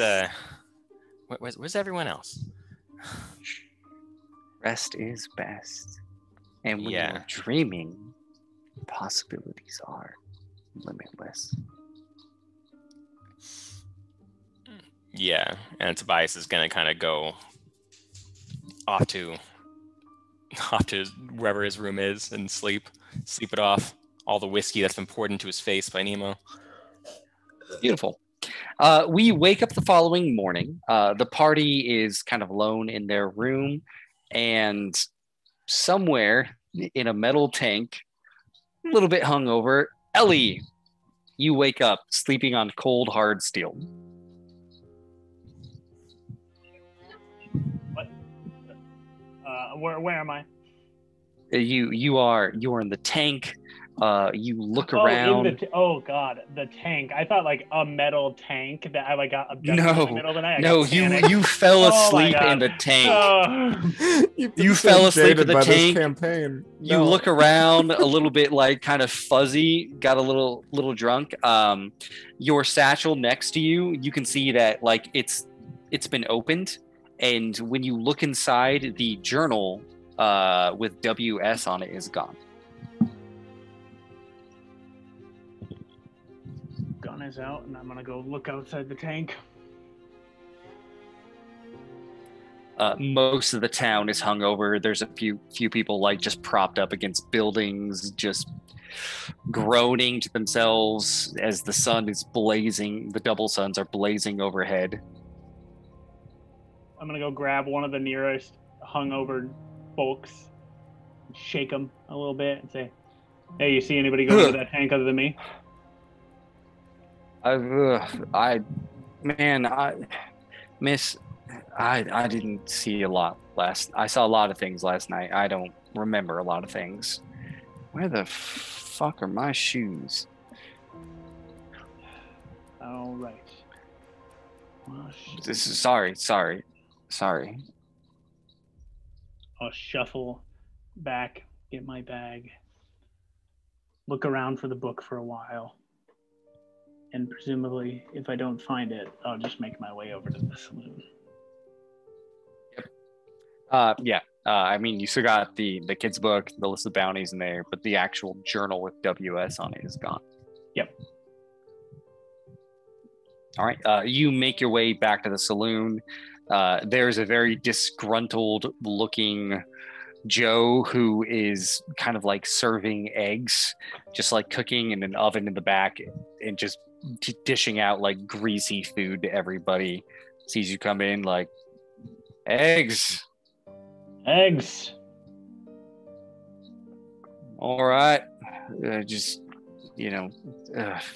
take a seat. Bring your friends down. Eggs. They'll make their way down. You need any help? I mean, if you're offering. All right. Ellie will go and shuffle back into the kitchen and make some eggs.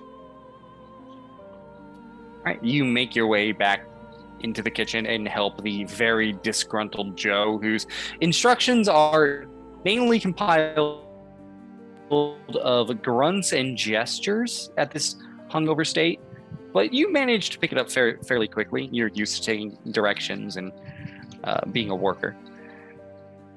Meanwhile, upstairs, you guys wake up. Some of you more hungover than others. Ellie is not to be found. What do you do?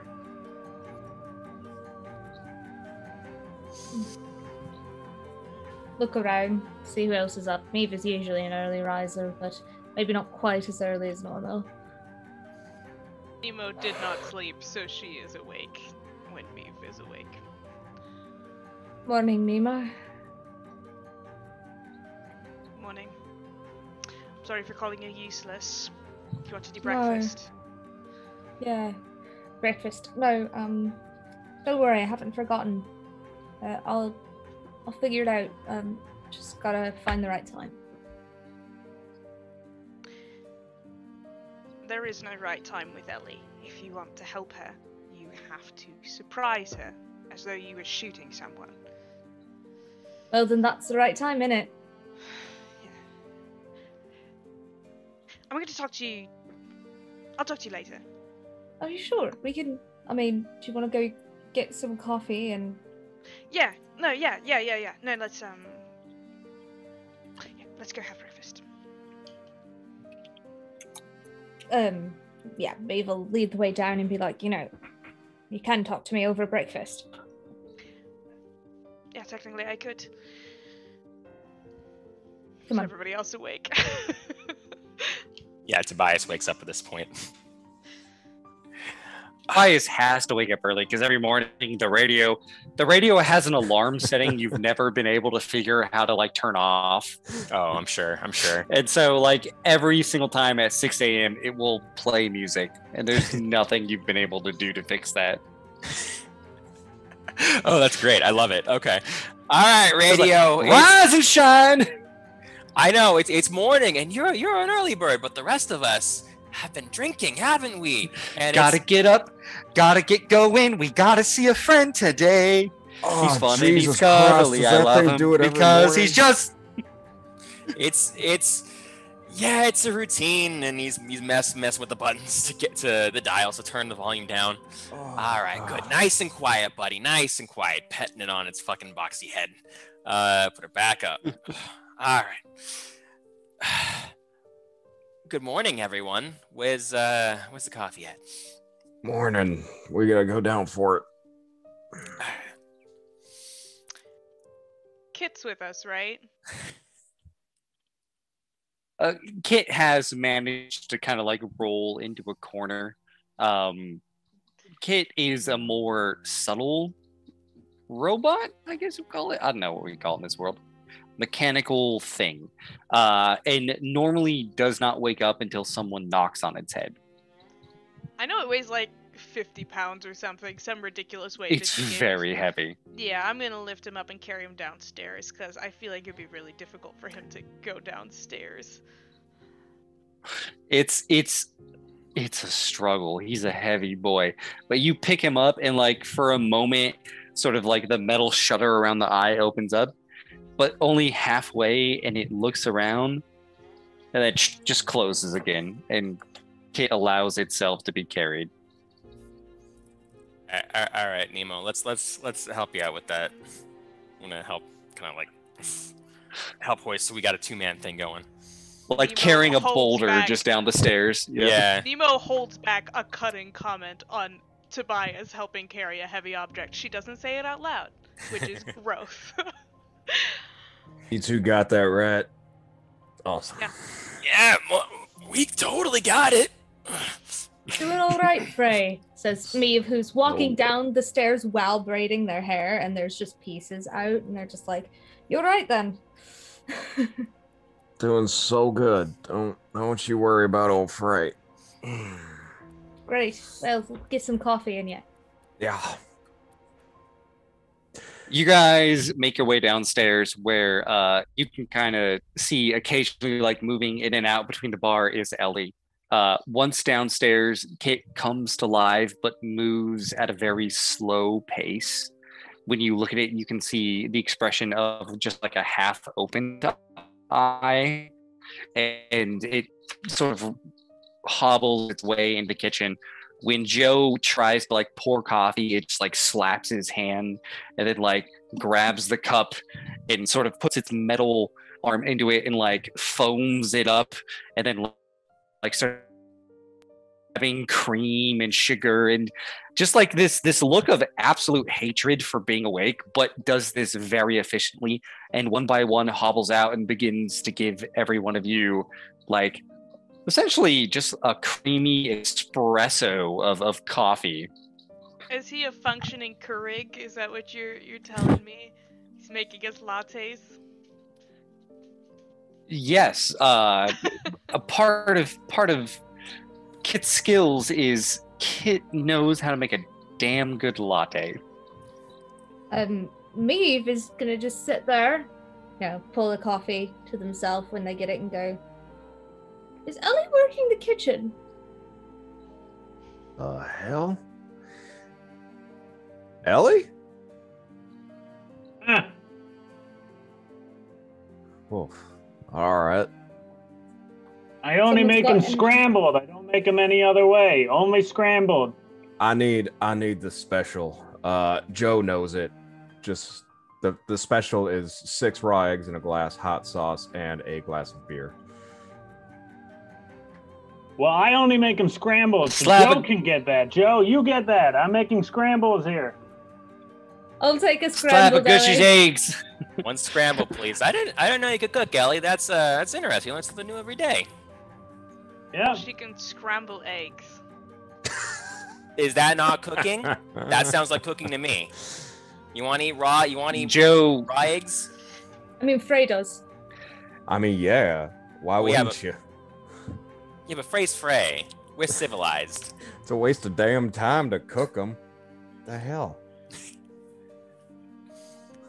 Maeve just sips their coffee, like, Joe says, a side of yellow milk and a swampy pond, you got it, and begins to make your glass of raw eggs. Yellow milk. Oh. I thought I was sober until he said that. I mean, I thought I Whoa. wasn't hungover until he said that. He puts cheese in it. Just call it the damn special. What are you doing? This is why we're not like Frey. Shortly thereafter, Ellie comes out with a couple plates of scrambled eggs, places them in front of everyone, places one in front of Nemo, and it's just like, just eat it. All right. I made it for you. Okay. And then- I appreciate you. I appreciate your eggs. And then you see Ellie's plate is a pile of eggs, like just so many. And she, as she sits down, she goes, "Best part about cooking is that you get to decide how many you get at the end. So that's the good part about that." You have more eggs than I could eat in one sitting. More Lucky. power to you. Thanks for Yeah. the eggs. We appreciate it, but I can't eat that many eggs after last night. So more power to you. Ah, don't worry. We can take care of those for you. Thank you very much, Ellie. Yep. So I was up early. Any particular Thinking. reason? People were shouting, and I was out sleeping in the tank. So I was thinking to myself, what's the next plan? Me and Frey, are you going to stick around? I promised Frey I'd follow him. So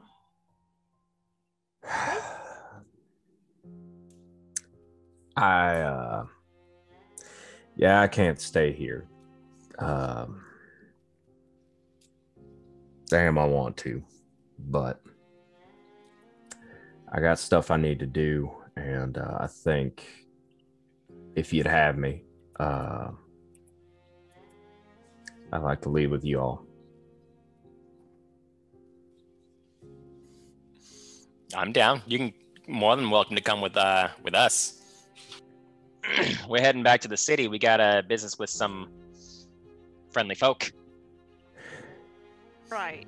That's the thing, Frey. Do you know exactly what you'd be doing if you're coming with us? Do you care, or is it just looking for company? It's gonna be more of a I help you, you help me situation. And What if we want your help, bombing orphans? Do you have a line? why in the Sam hell would you bomb orphans? I'm not saying we are. I'm saying You that just haven't said checked. you are. Jesus H. Christ. Yeah, I got a line. Yeah, Nemo, we're not going to be bombing orphans. If you come with us, you're going to be doing good. Are How's you that sure? sound? all right, all right. We did Listen, good out here, did we not? I am convinced of that, Tobias. I think you all are doing good. Nemo, I'm assuming we're not bombing orphans, but We're not. if there is a line that I can't cross, I will be sure to let you all know long before we have to cross it.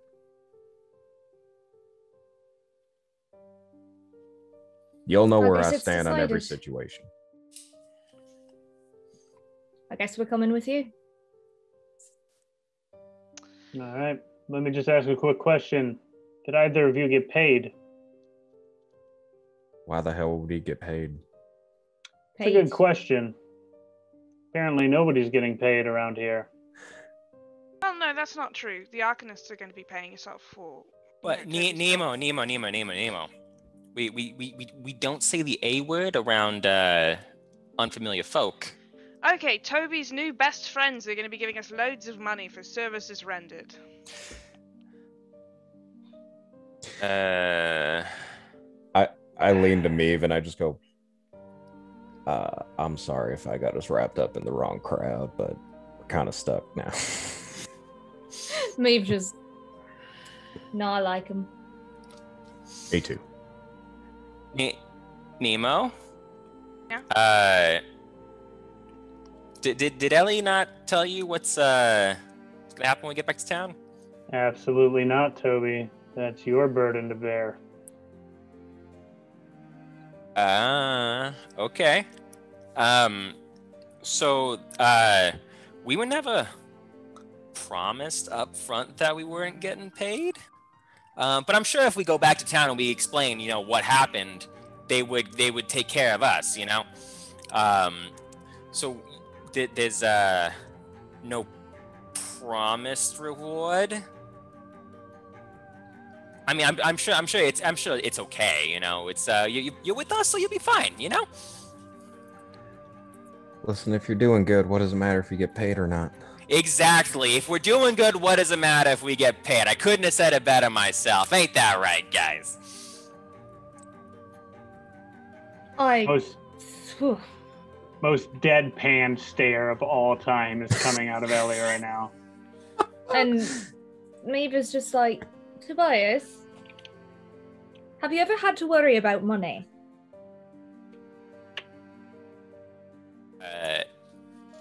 I mean, I've always been a hard-working man, so you do some good work to get paid. That's not true.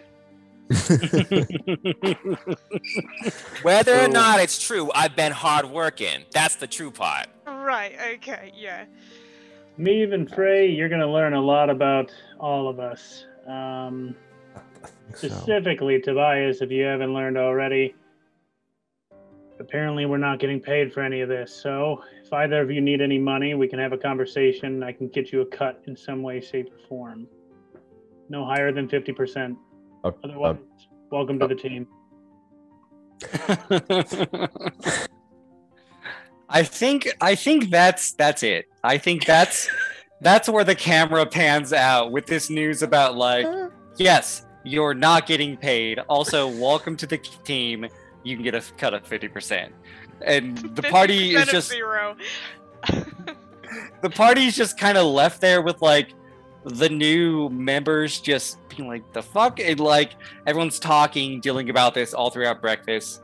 When we come back next time, we'll wrap up here in Innocence, get back on the road, and get back to the beautiful, terrible city that is Malifaux.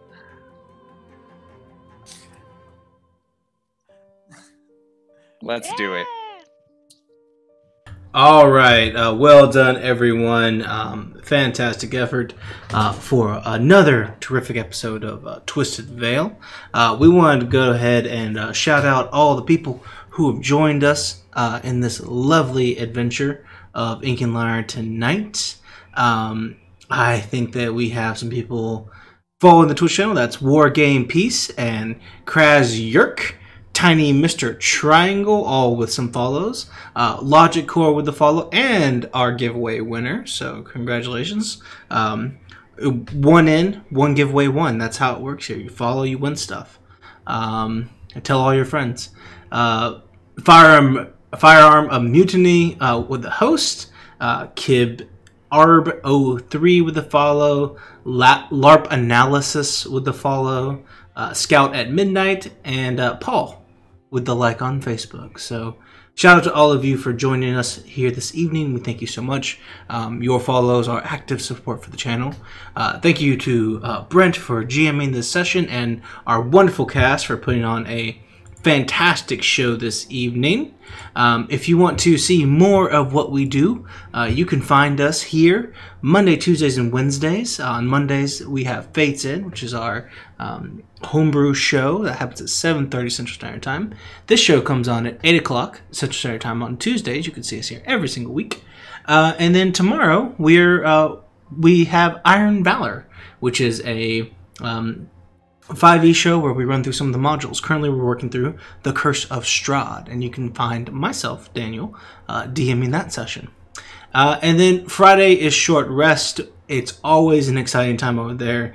There's no way to know what's going to happen, but you get to know some of the cast a little bit better and what we've got going on. So check us out there. That's, again, 8 o'clock Central Standard Time on Friday. It's a more relaxed show. Just kind of get to know the people here at Ink&Lyre. So thank you, everyone, for following. Thank you for supporting the show. We're going to send you on a raid somewhere in just a second. Before we do, you can always support the show by subscribing. Prime subscriptions, you can support us by sharing all of our stuff on all the social medias. We are at Ink&Lyre everywhere. You can catch the Twisted Veil cast. And I'm about to put all their links in the chat as well, so you can follow them where they're at. So thank you, everyone, so much for being here. You have a good night.